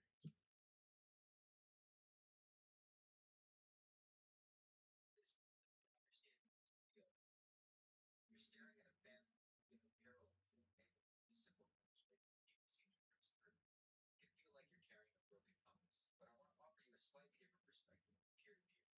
There's nothing wrong with the sense of being effective. You just have a specialized brain rather than a general. A specialized hardware reality. Most people reliable on server. It's great for spreadsheets, checking email, and staying steady. You're running a high-end GPU cluster. The downside is temperamental. It draws massive amounts of power. If the cooling system in your environment/routine isn't perfect, it throttles or crashes. It's terrible when running low-intensity background tasks. The upside, when it's fed the right code, just C++ architecture, it can process things at a speed and depth that a standard laptop couldn't dream. Why you were born like this. From an evolutionary standpoint, these slow family members were essential. Regular people kept the village running day to day, but the people with your brain were the ones who hyper-focused all night, 12 hours without eating. People stay awake all night solving complex problems with try. The struggle isn't that we're broken. It's that modern life is designed with steady brains. Cubicles, 9 to 5s, and administrative busy work. Natural limits, high performance, interest based nervous system. Trade offs are real. It's okay to grieve the easiness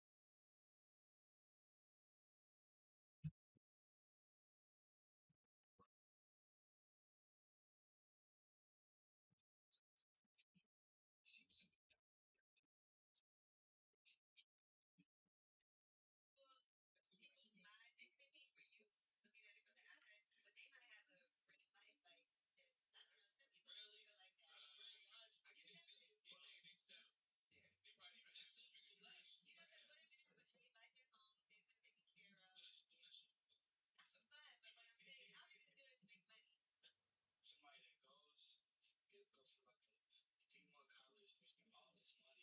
It's frustrating. Nigga called it D1.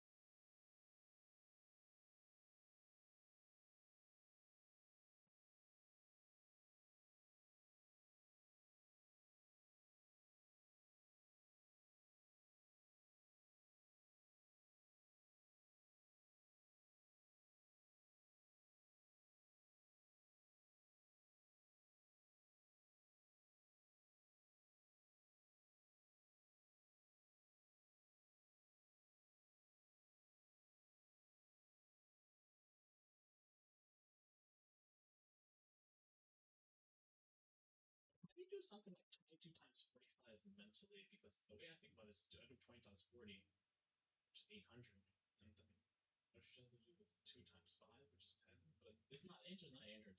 What did I do wrong? Where's my I fucked up algorithm?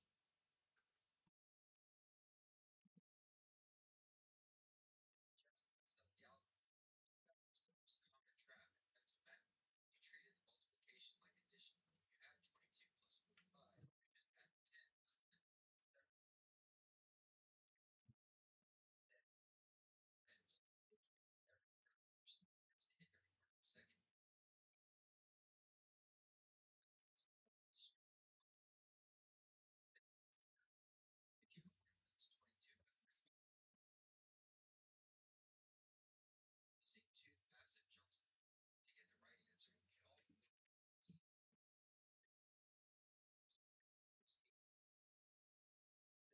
22 missing two massive chunks to get the right answer, you need all four. Two, the first missing piece, 20 times 5 is 1. The second missing piece, 2 times 4 equals 8. 2 times 5 equals 10. Puissance plus 100 plus 80 plus 10 égale math BF 990. Since you're a programmer, think of this like optimization. Separate multiplications and adding columns above math. Instead, try one of these short ones. End up with math by searching math. This is the easiest trick for mental math. You can't solve 22 times 45 and change the numbers into pairs, as long as you keep the area the same.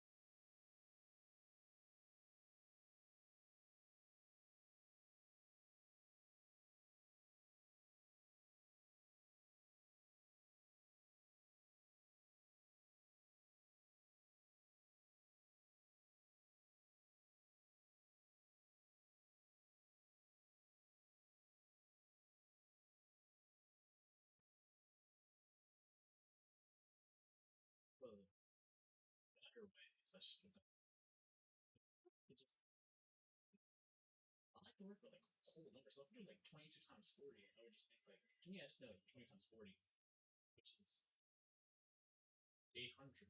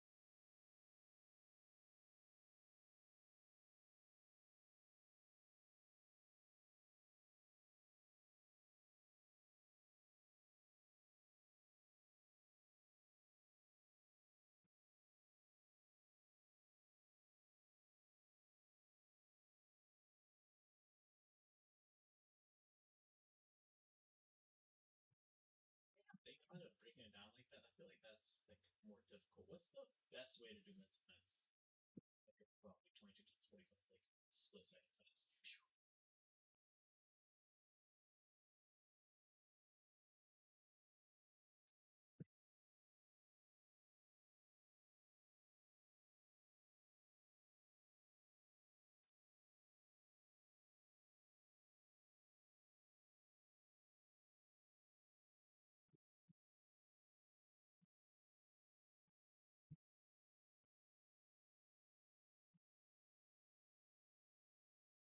the process.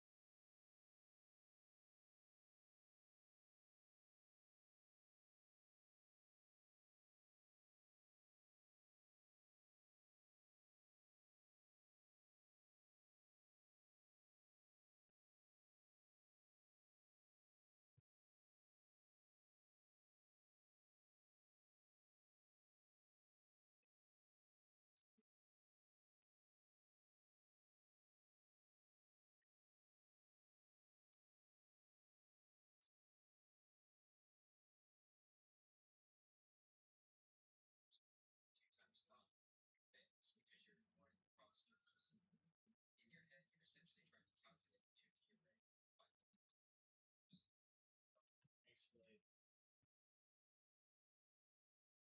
essentially trying to calculate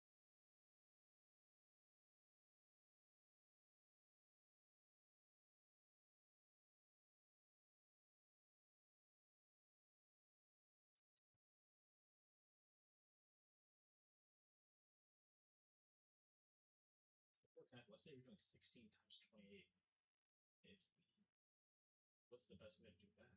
Do we just take 10 and 2 from 28 and 10 times 20 and 200 and then we have 6 times 8? That's I know that's not gonna do it, but what's the best way to do this?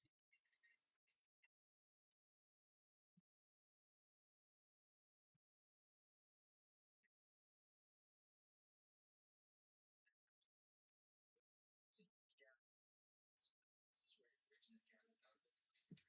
Pretty solid options.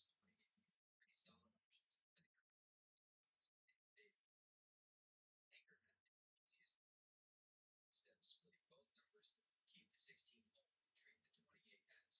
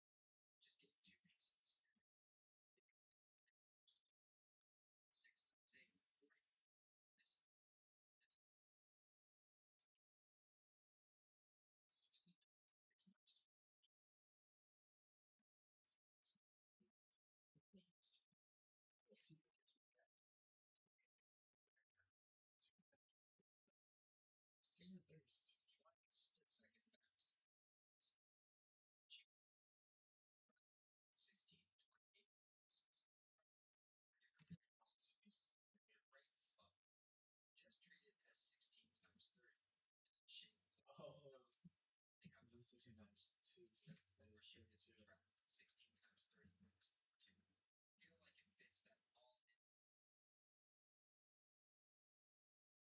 Actually, I like both methods.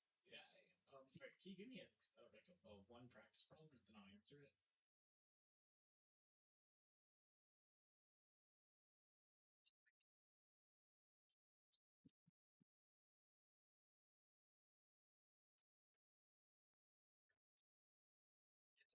Second, so see how you use the double half trick to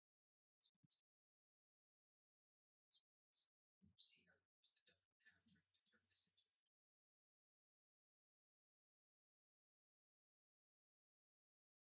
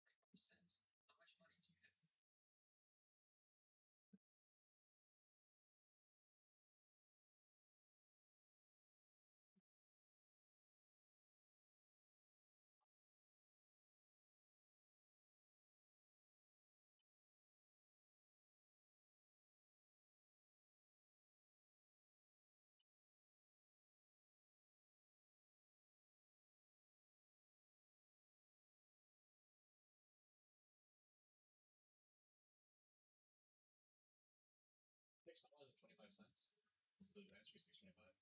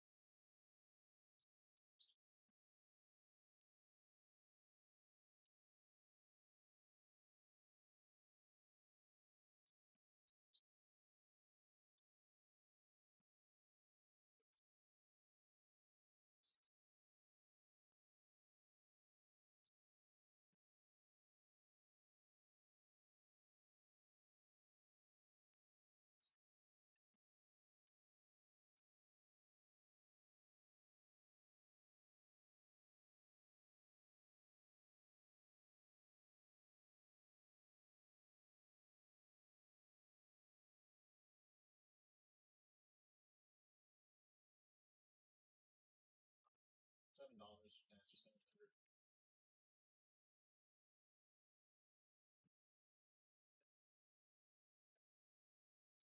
Instead of calculating 28 times 25.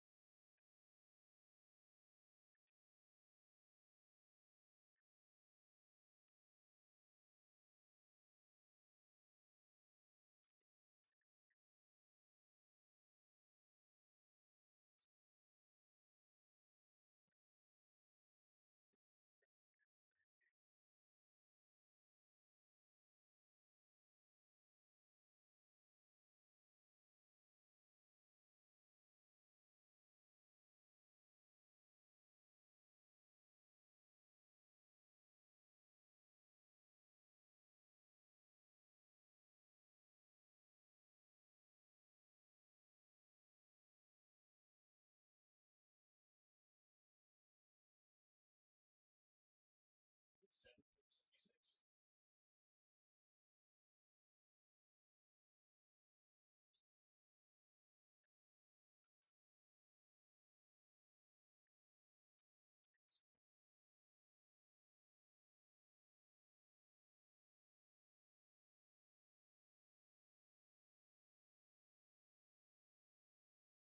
Oh yeah, it was just a subtraction.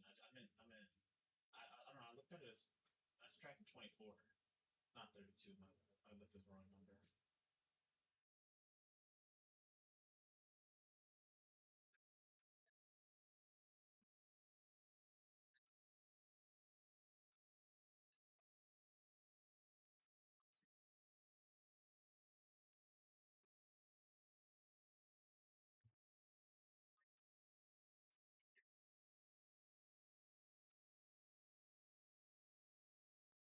Do you think you're good at mental math?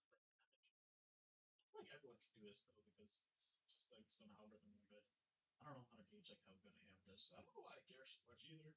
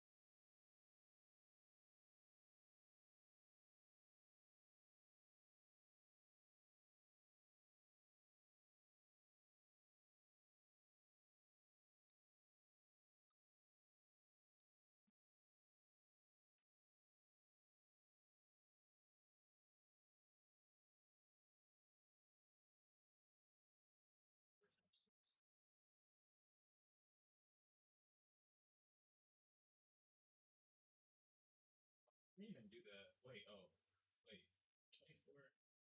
Wait, no, 24 times 26. So what I just did is moved the 4 to the 26 and just did 20 times 3600. Cool. That's how I did it. And while it's really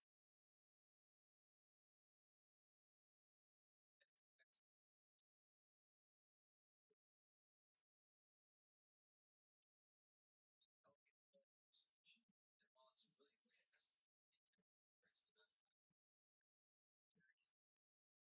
very easily. However, there are visual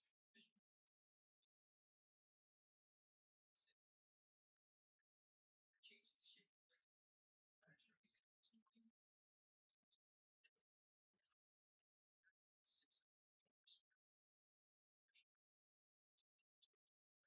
It's called the difference of squares. It is the fastest way to solve this specific problem.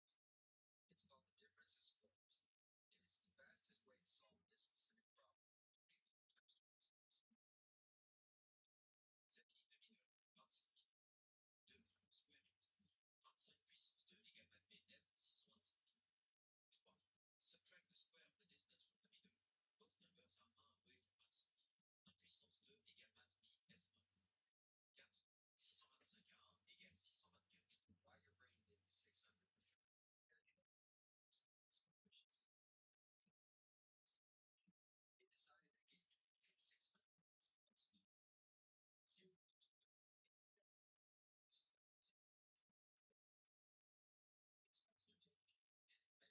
getting 600 was supposed to be 0. Shows you have a spatial if they pick up numbers. On a calculator, rearranging blocks. This is drawing software engineering. 600. Well, it annoys me that change in total. I thought I was onto something in terms of publicity.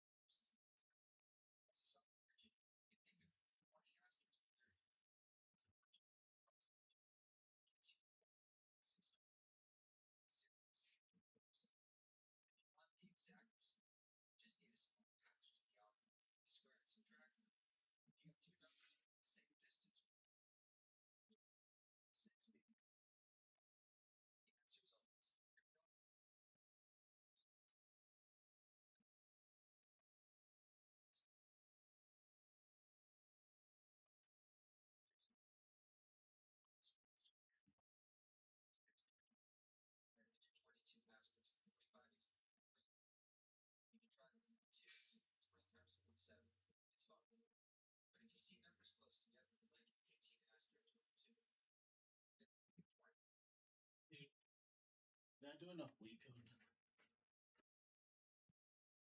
Alright, I'm back.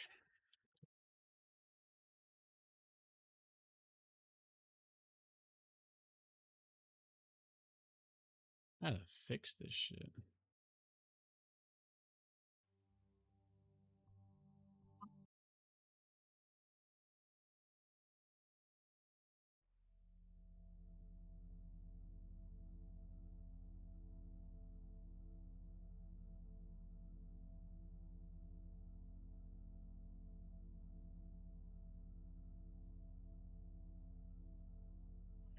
So the idea here is we're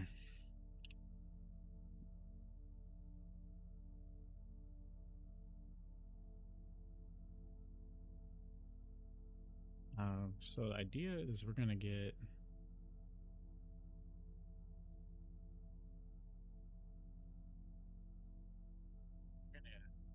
are we even gonna get a span? Like, we're gonna use spans. We're gonna get a span of this.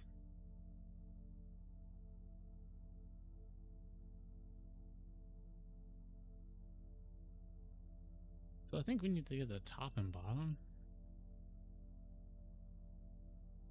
So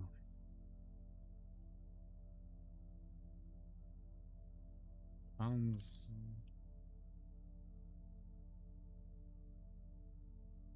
subgrid.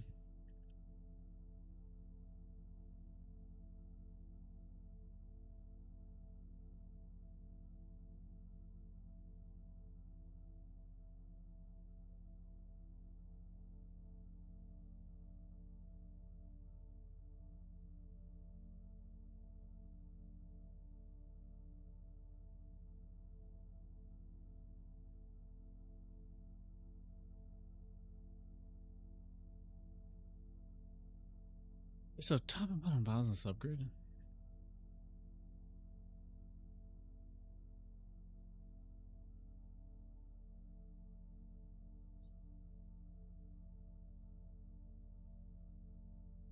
Swap the spans. I think this makes sense. I think I'm gonna eat a bagel and then probably go like run around for a bit. Swap the spans, but it's called like, oh, what's that shit called? Range swap spans.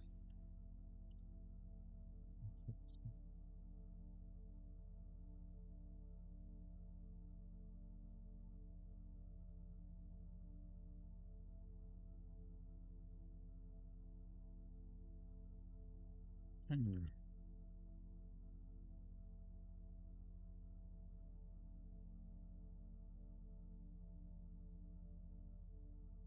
So the top of the grid is where we're starting at. X equals 1, so like X equals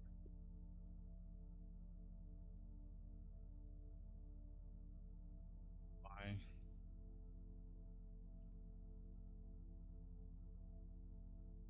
X plus Y.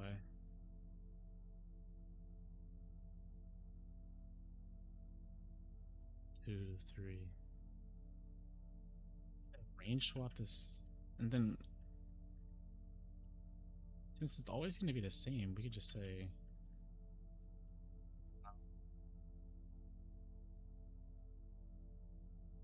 top is less than bottom, and now we have to get span. So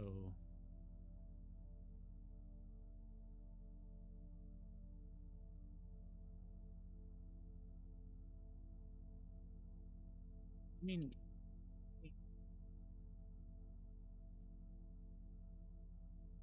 it's just like auto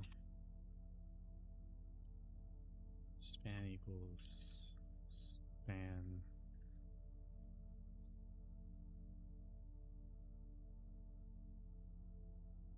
Is that how you do this? We need to get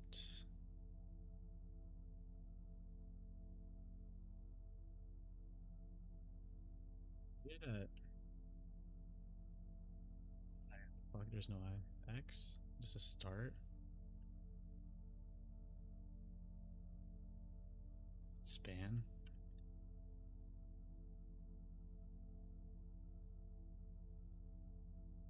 Slice 1, and then we just get rid of. Doesn't start.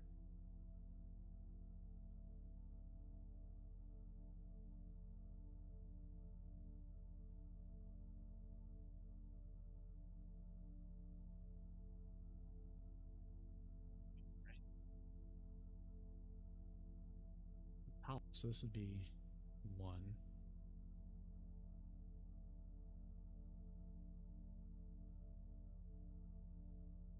It's great. Top that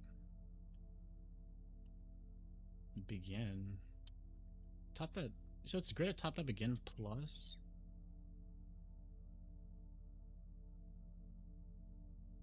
K, because you're moving over K times.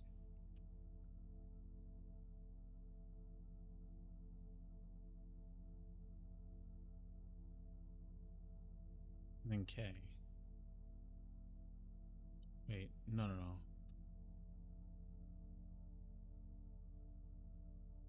No, not plus K. Plus Y. And then K. And that would be the first slice. We should be able to, like, call this 2. And call this bottom. And then we get the bottom plus Y, K. And then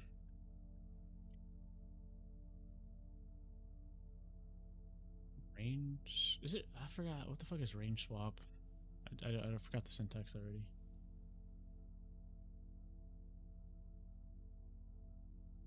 Swap ranges. Swap ranges, and then we have slice 1 dot begin. Slice 1 dot end.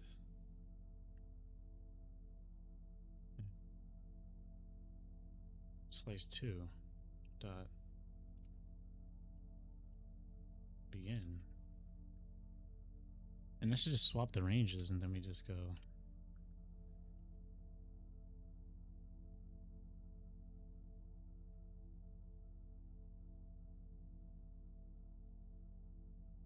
Yo, what?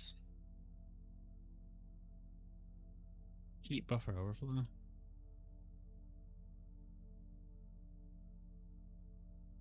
Bottom is X plus Y? No, wait, no. Ew. It's K.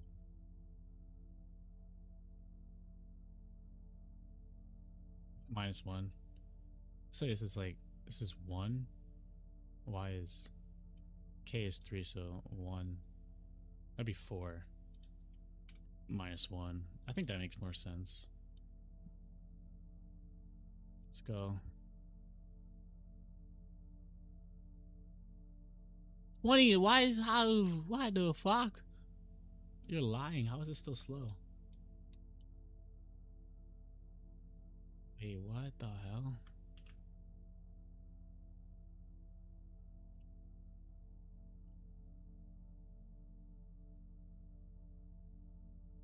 Say my code is still like.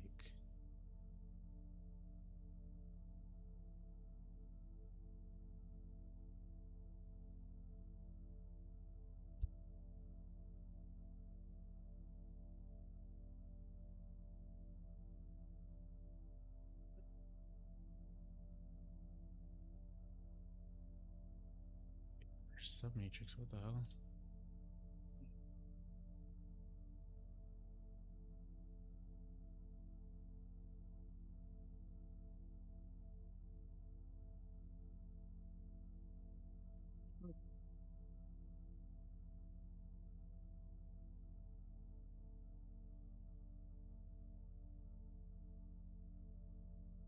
Return by value trap?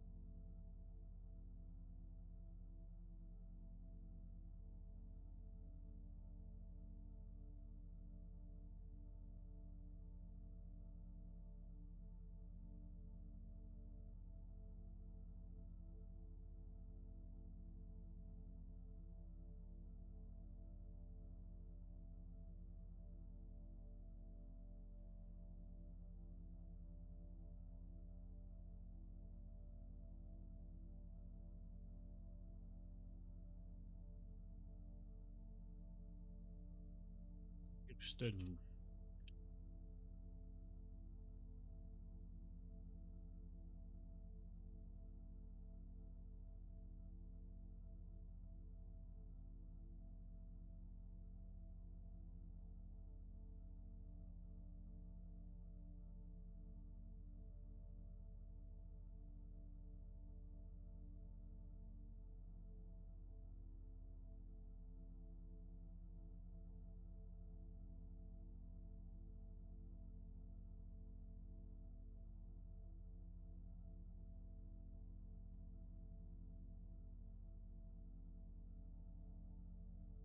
Let's get the.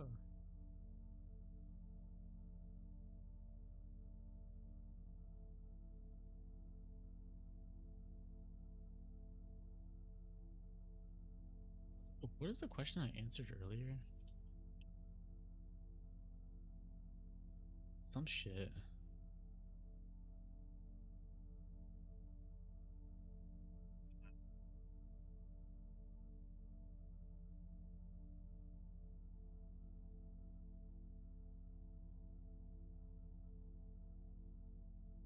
Iron Boss.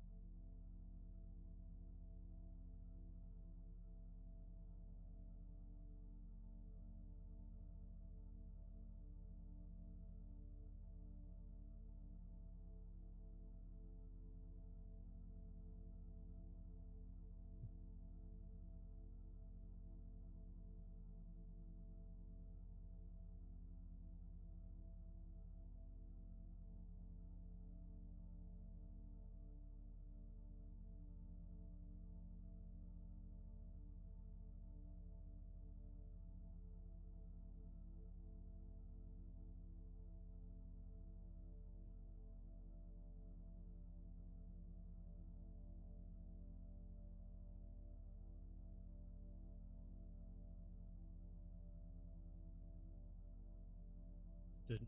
I wonder what stood.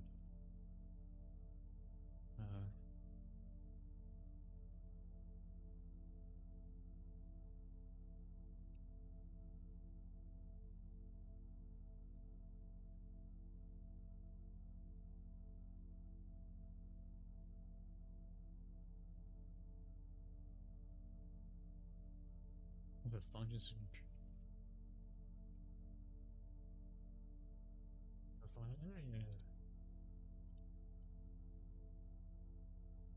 It's very good at this function.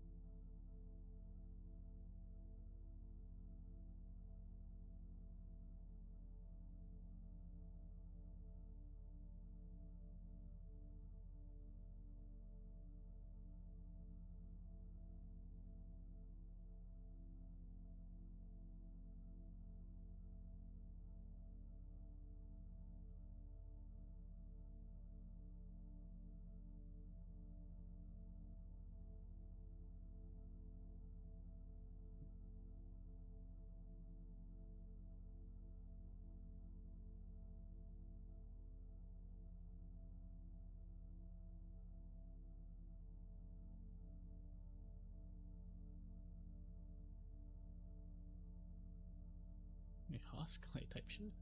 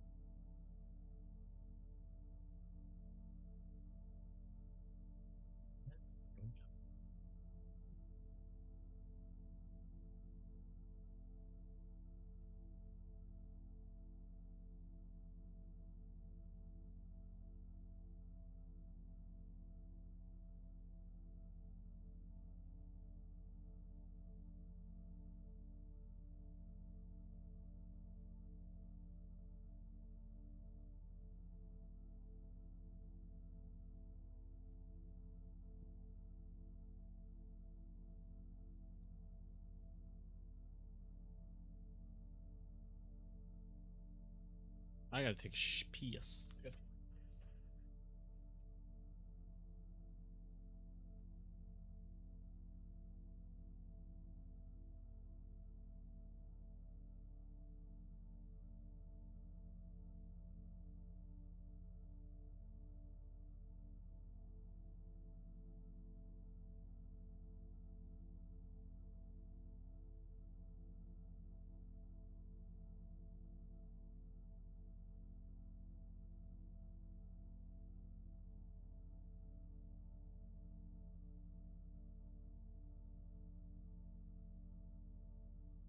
That was actually super duper duper duper duper duper duper duper fun. Check if all currents are the equivalent of occurrences? That sounds easy as fuck. Given a string S, return true if S is a good string, otherwise false. S is a good string of all the characters in the pair casino. Bro, what? Probably one line this shit in Python, but oh, there's probably some cool linear trick like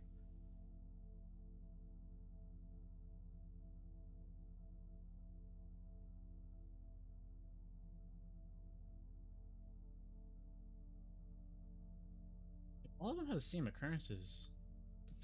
Wait, hold up. I feel like you can just like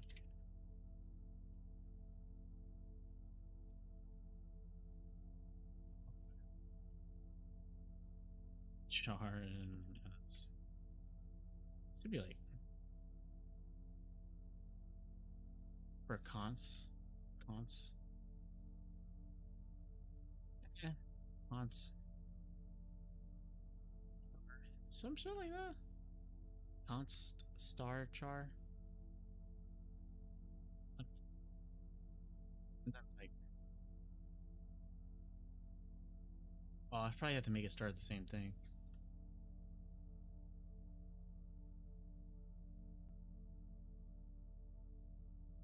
Like the last character, be like, hey, is A one, B is different down, B up, C down.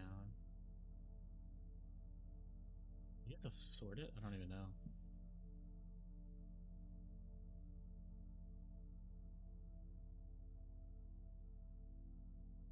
Yeah, actually, I have no clue. You could sort it, but that's nlog in. That's nlog in. Yeah, I don't think I have any fancy tricks for this. Do I want to do I want to make like a heap?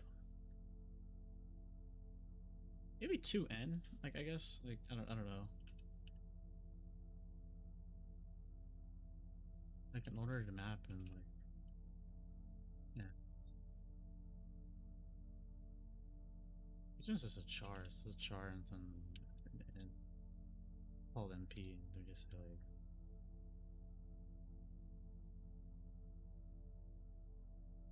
or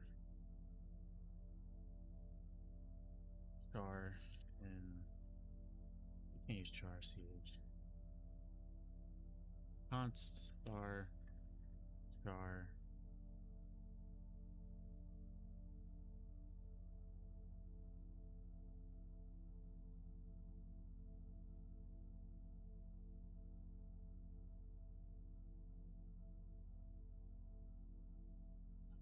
Things like this.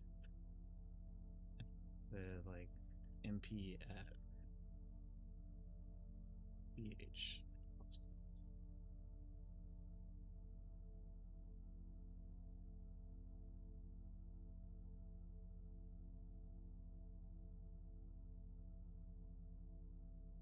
Through the fucking.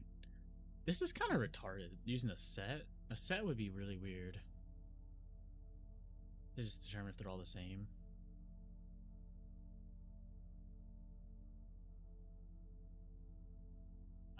Maybe like.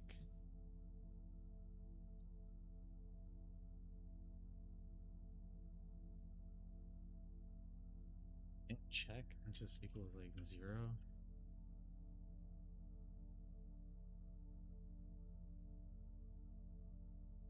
You have to get the first one.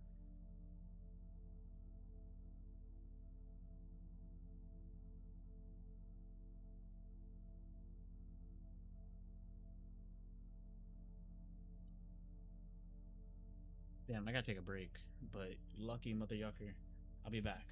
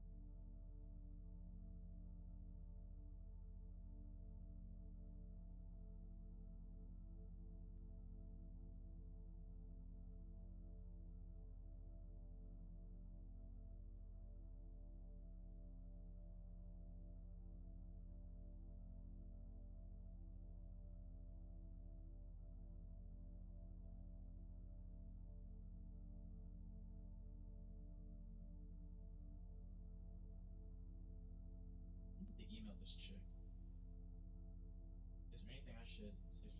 Just ask if they possibly get more information about the next rounds. Okay, I need to email her. I need to email that lady.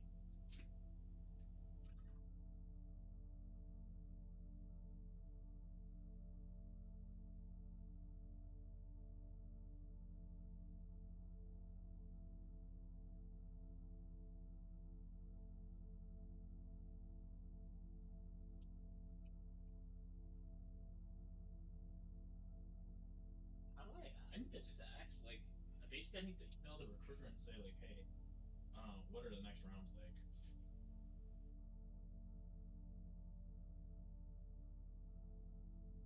Like, he said basically just tell her, like, is there, just ask, would it be possible to get information about the next rounds and or the interview process and how to prepare? Like, basically, he told me to email her that, like, I don't know, but I need to make it sound professional. Oh, shit.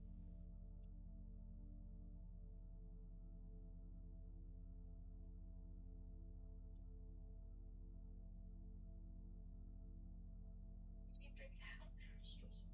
Been doing lead code since 6.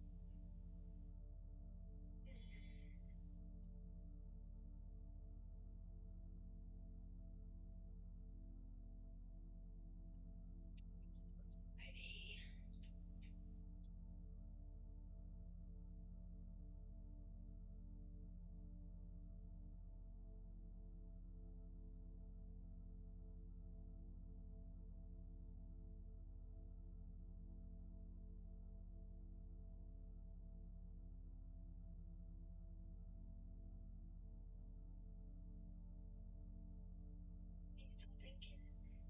Hit the fucking.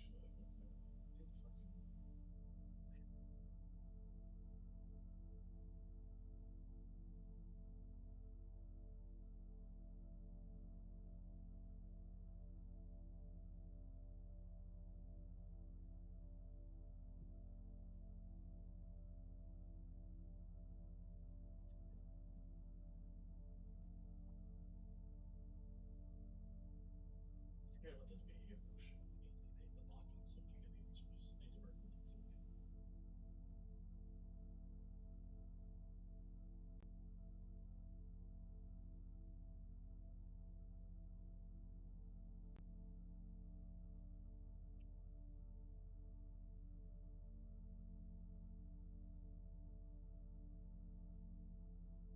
What are you doing? Why are you in your car? It's your lunch break. Then you can't leave early today.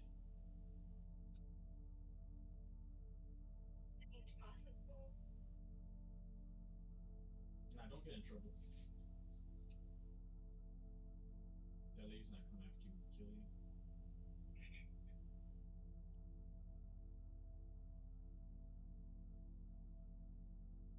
Yeah. And just probably gotta do laundry. That'll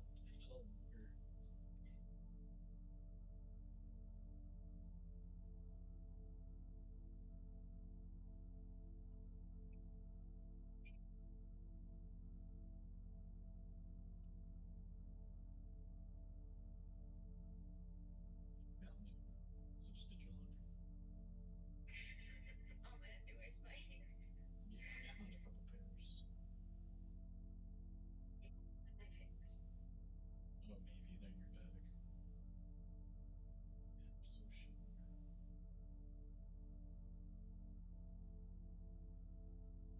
I told Esco, I said they have the interview on Friday, but motherfucker, I forgot to say next Friday. I fucked up. He was thinking I had the interview. Yeah, I just said no. He was like, yo, I was like, no, it's next Friday, bro. No. I'm talking about the phone calls. Phone calls next. I told him it was Friday, but like my brain was not working yesterday. So sorry. He didn't respond yet. I feel bad. I feel like, damn, I done fucked up. Like, why would I say that?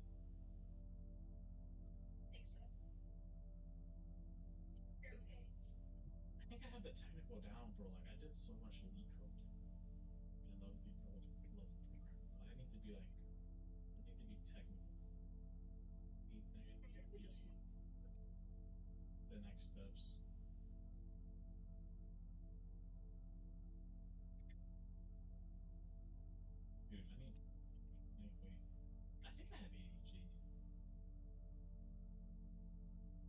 I took some 5 ants today, and oh my god, my mind's so clear.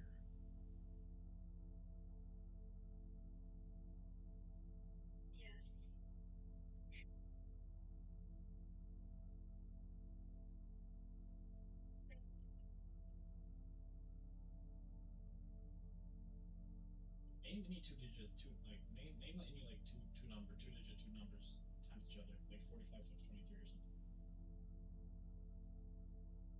69 times 24. 69 times 24.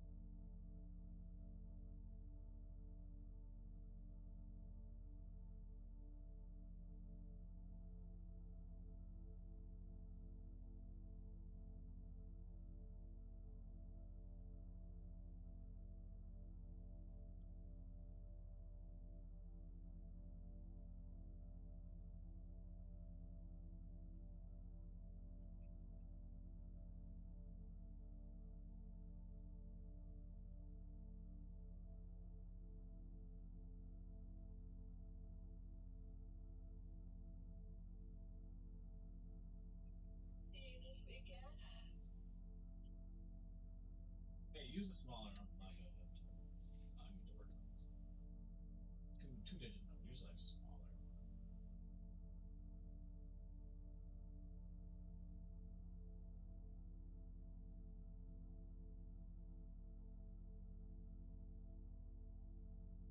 Wait, no.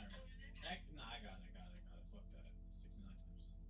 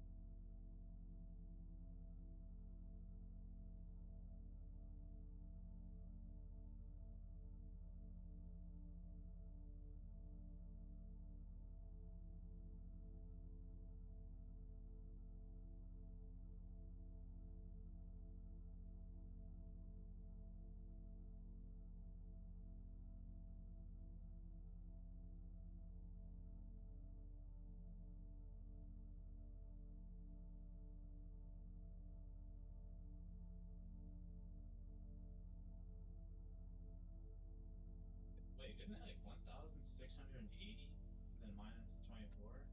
1,680? 1,656? 1,656? Yeah.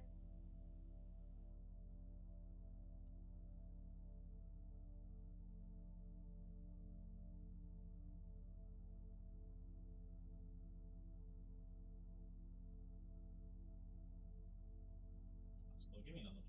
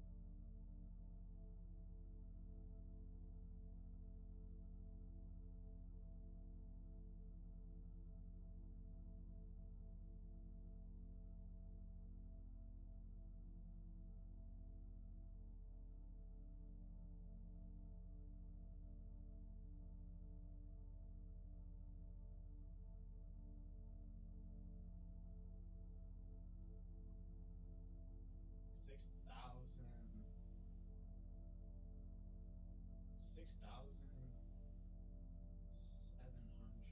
This is not the answer, though. Supposedly, it's 6,750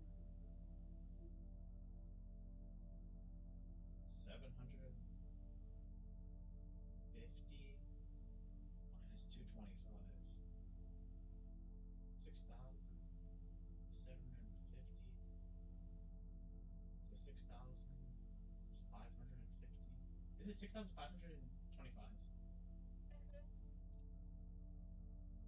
That was kind of slower. How long do you think that took?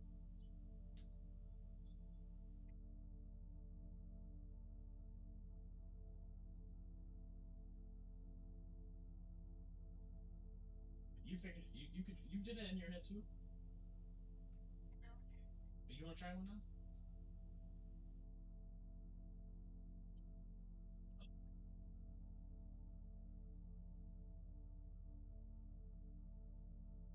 Wait, was that bass? Was that cool or not? And Why you seem so sad, bro?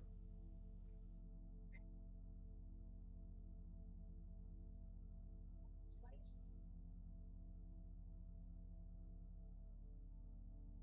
Let's not go. Let's not go.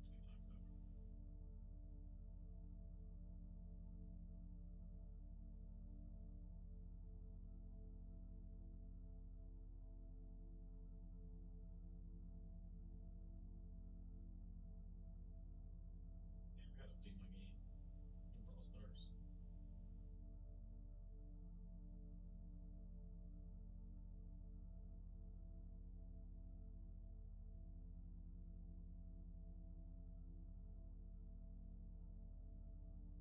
Maybe something crazy mathematics.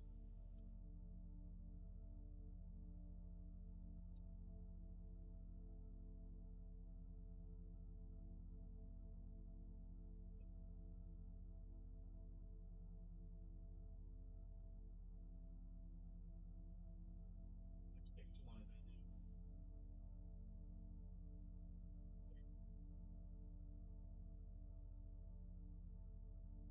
So we just hang out with your digital Brawl Stars.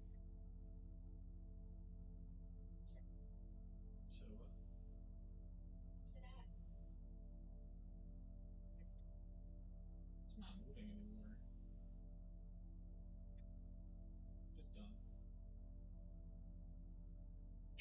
Says that update my game. Yeah, I don't think I have the space. I can't even update this game.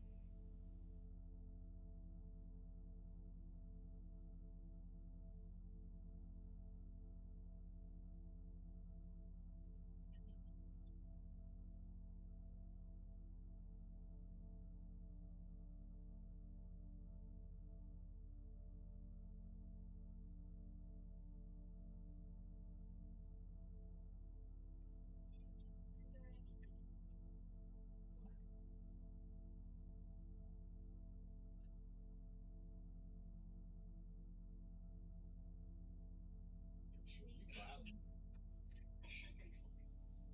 Sweetie twit.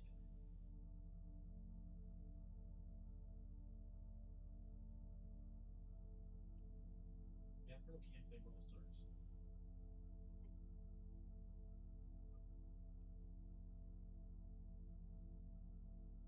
you can even have things on your phone.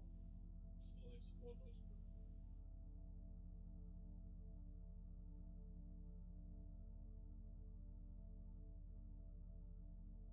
Storage. I don't know, man. Overcooked.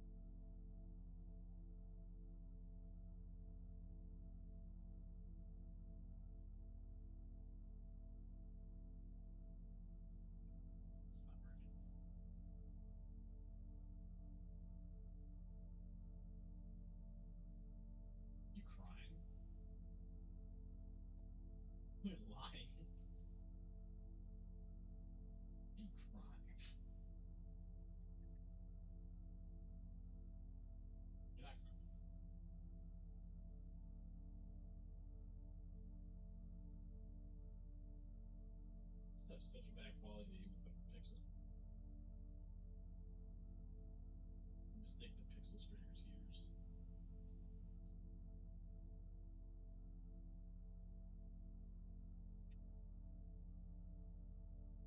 Dude, that stuff probably takes a low key return. I literally.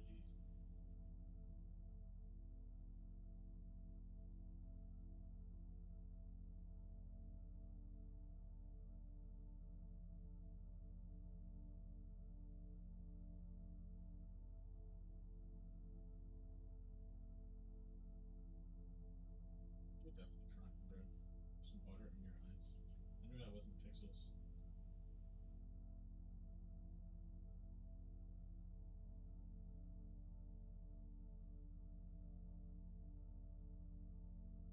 Le Combat Battle Royale écoute.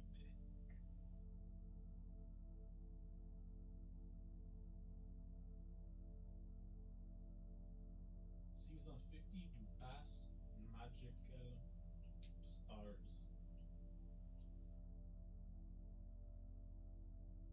Entrain de jour. Enchanted jour. Je moti jouer en 3C3 façon Battle Royale. Conjurer Rebellion. Solo dance. Das Mades. De Ju de Man is de Tres Menes.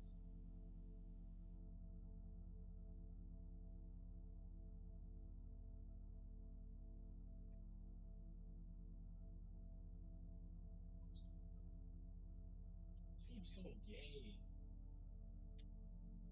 Saying I have to download more stuff.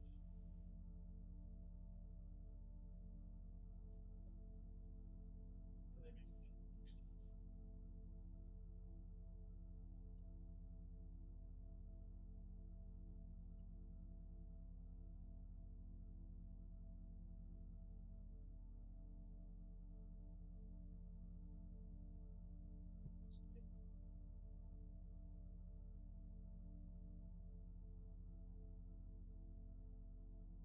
make me download more stuff. You installed. You can't believe you upgraded Taco, bro. I see the highest rated brawler, bro. You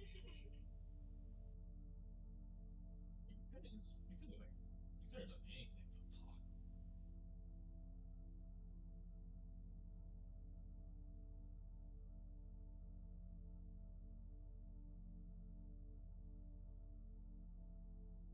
You keep one of this guy. Don't do this. Some real thing on Amazon. Yo, for real, so look at just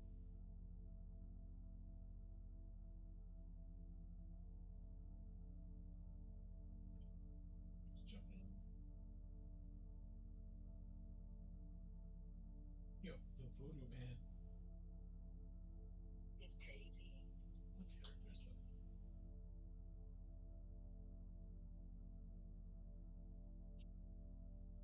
They just quit.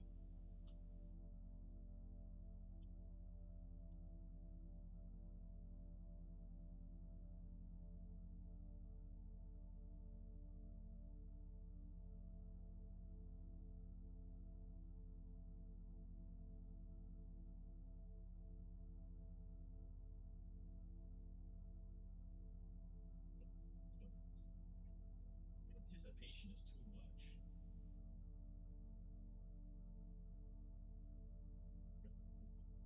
Anticipation.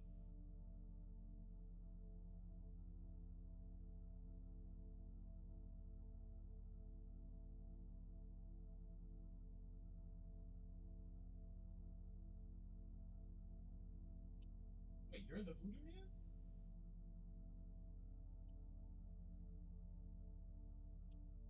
What character is that? I think it starts with a Z.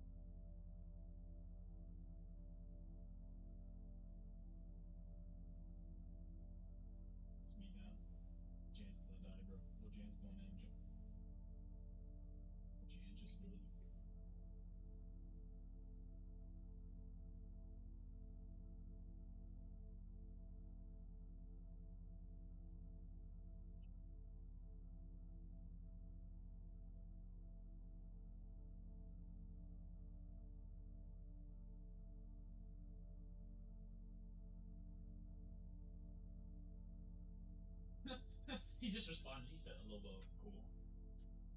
Hey, puppy. Yeah. Super. So,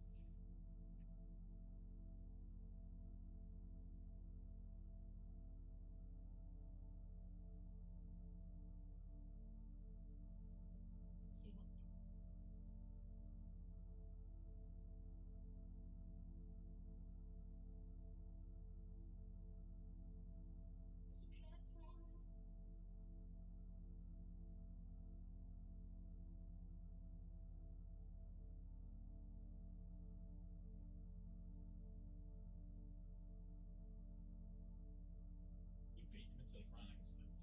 Bait them home. Who are they? I don't know. I don't know.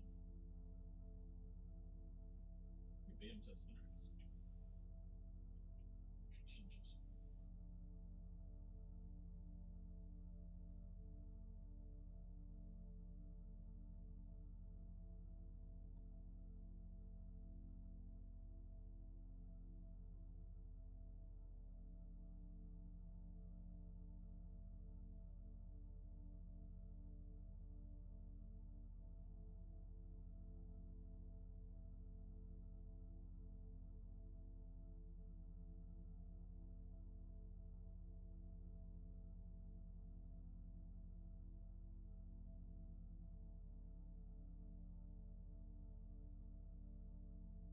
Kawhi, 0 kills is crazy, bro. Just saying, just saying. Stop playing last time. Last time ain't this time, bro. Mine hated him. I'm not hating.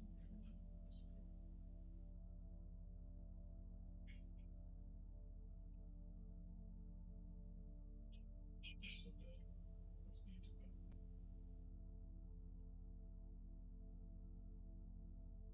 You're dead. Unless you get to the door fast enough. You need to run before he comes back. Wait, never mind, never mind. You got time. Definitely gonna come back.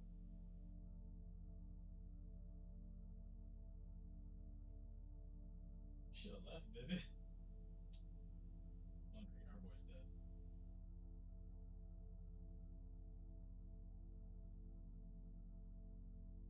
It's kind of bait though. You did it on accident, but you still got the points.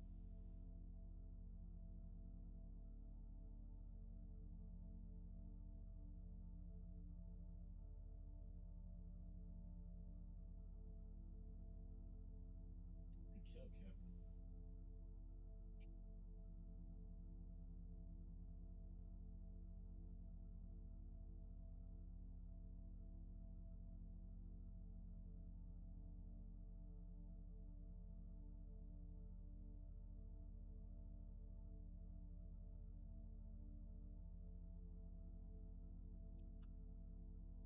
He jumps over here. We gotta. What did last night?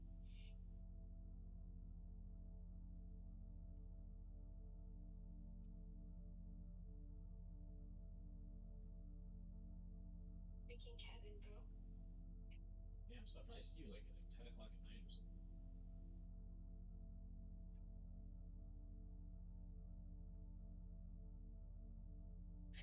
Remember like 6.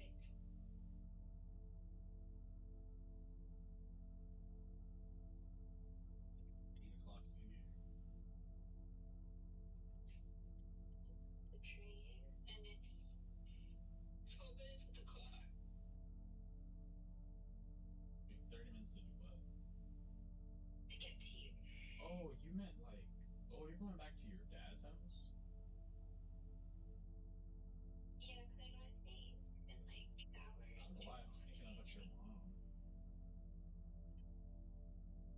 So if you get off at 3:30 and you get to the house at 4, why did it take you 2 hours to wash your hair and do some laundry? 4:10. 30 minutes to do the first wash, and then it's an hour, I think, usually to dry.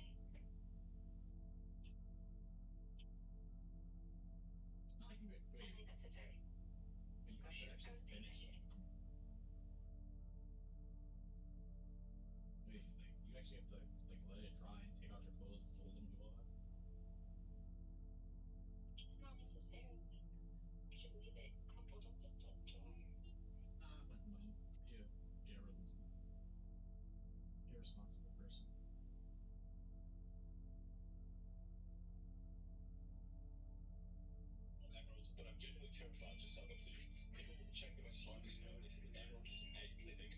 that's hard, that's durable, they're wrong. Hardness is just scratch resistance, it's not impact resistance, and emeralds possess a property called the brittleness that is a jeweler's nightmare. You know the emerald cut, the rectangle with the corners chopped off? They didn't invent that shape because it looked good, they invented it because it was necessary. If you have a sharp corner of an emerald, it acts like a stress point. If you apply even a tiny push to that corner, the whole thing.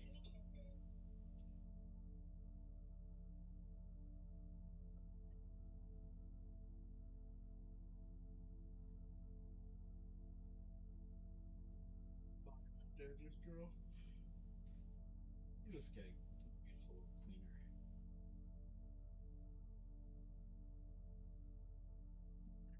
What the fuck?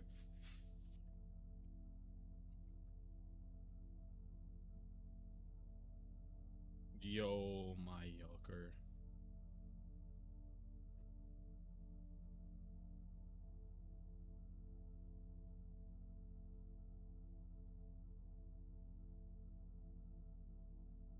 Check his.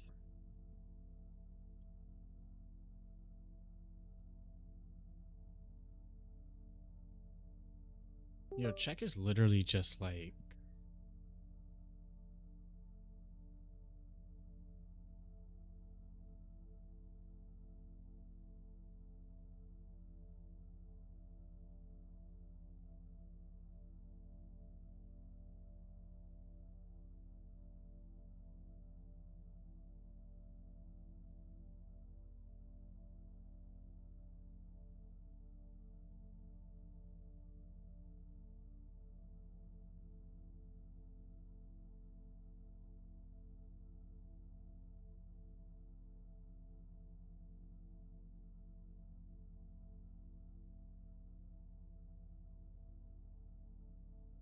Oh, I know what to do. Check would just equal MP at S of 0. And then for auto an key value and MP. If MP at. I don't even know. If MP at. If val does not equal check and fall. That's literally it.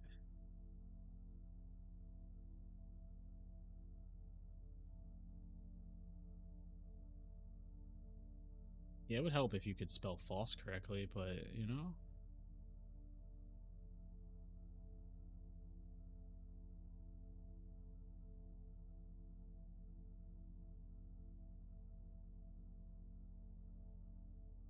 Yo. Let's go.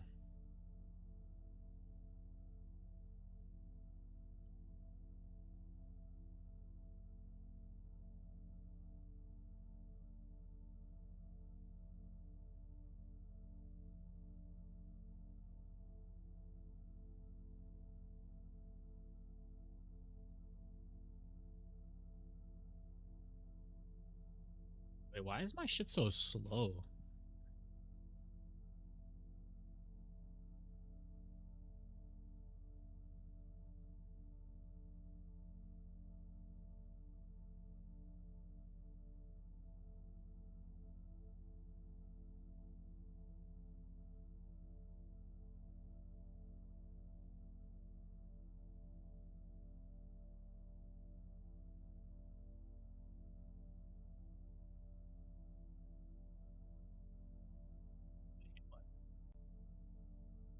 It's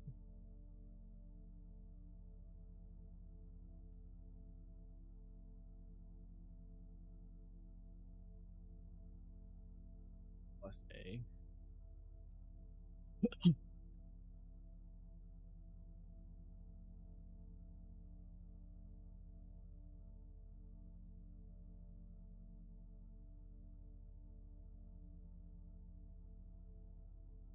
Frequency is greater than 0. Target.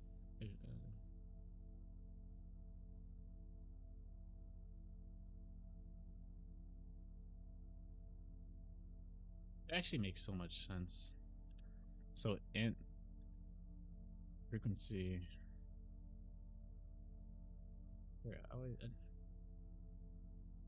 26 spaces.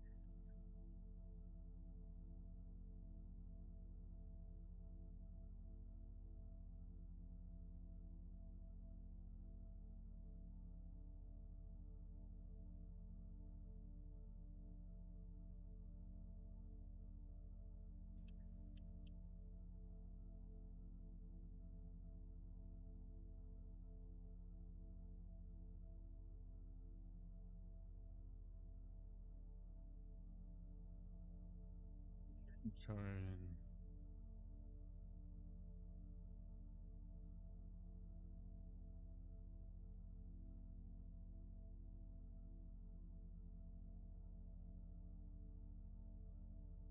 Let's see.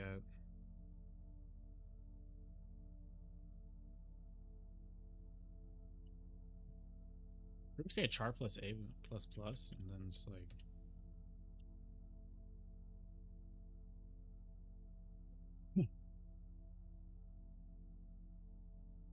Hmm.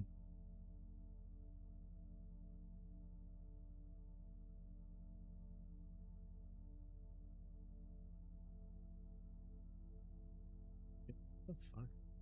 What is up with all of this?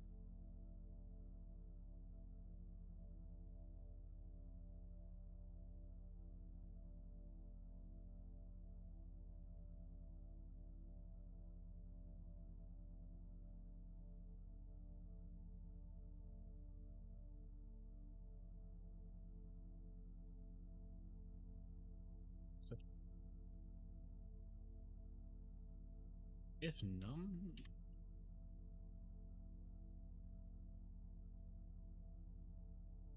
greater than 0, 0, let's say and.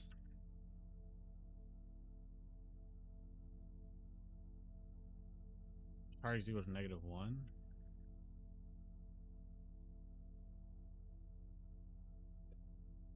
Then target equals num.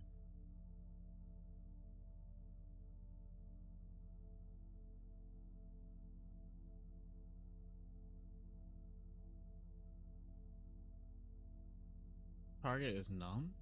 Shit balls. Okay, wait, so target equals num.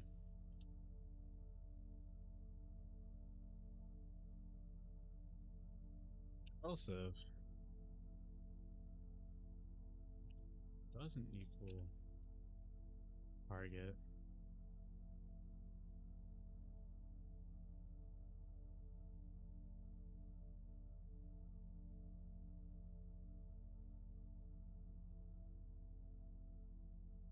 False.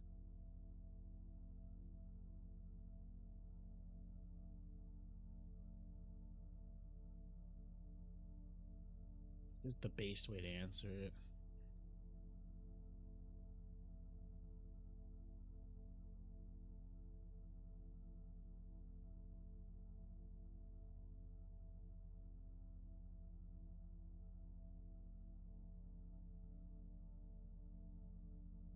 It's minus a. Yeah.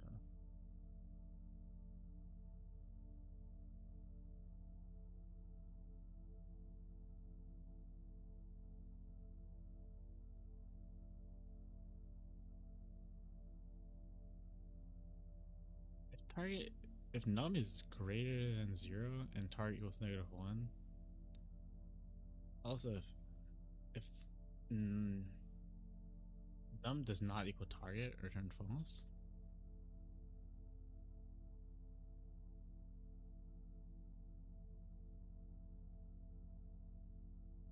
So let's say, well, oh wait. Oh, because we're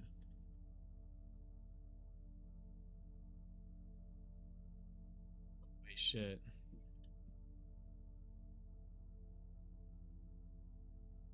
Zero, yes, yeah. Okay, that was much better.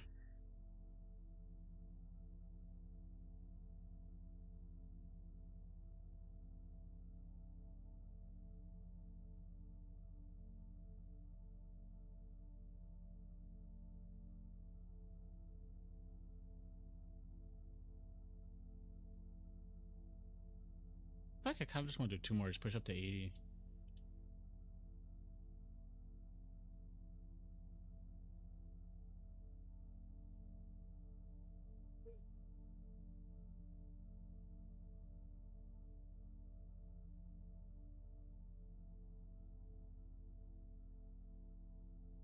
I feel like done with this. Enough elite code for now. Maybe I'll come back and do more. I think for now I've done enough elite code. Been on stream for 6 fucking hours. I know I took a break in between, but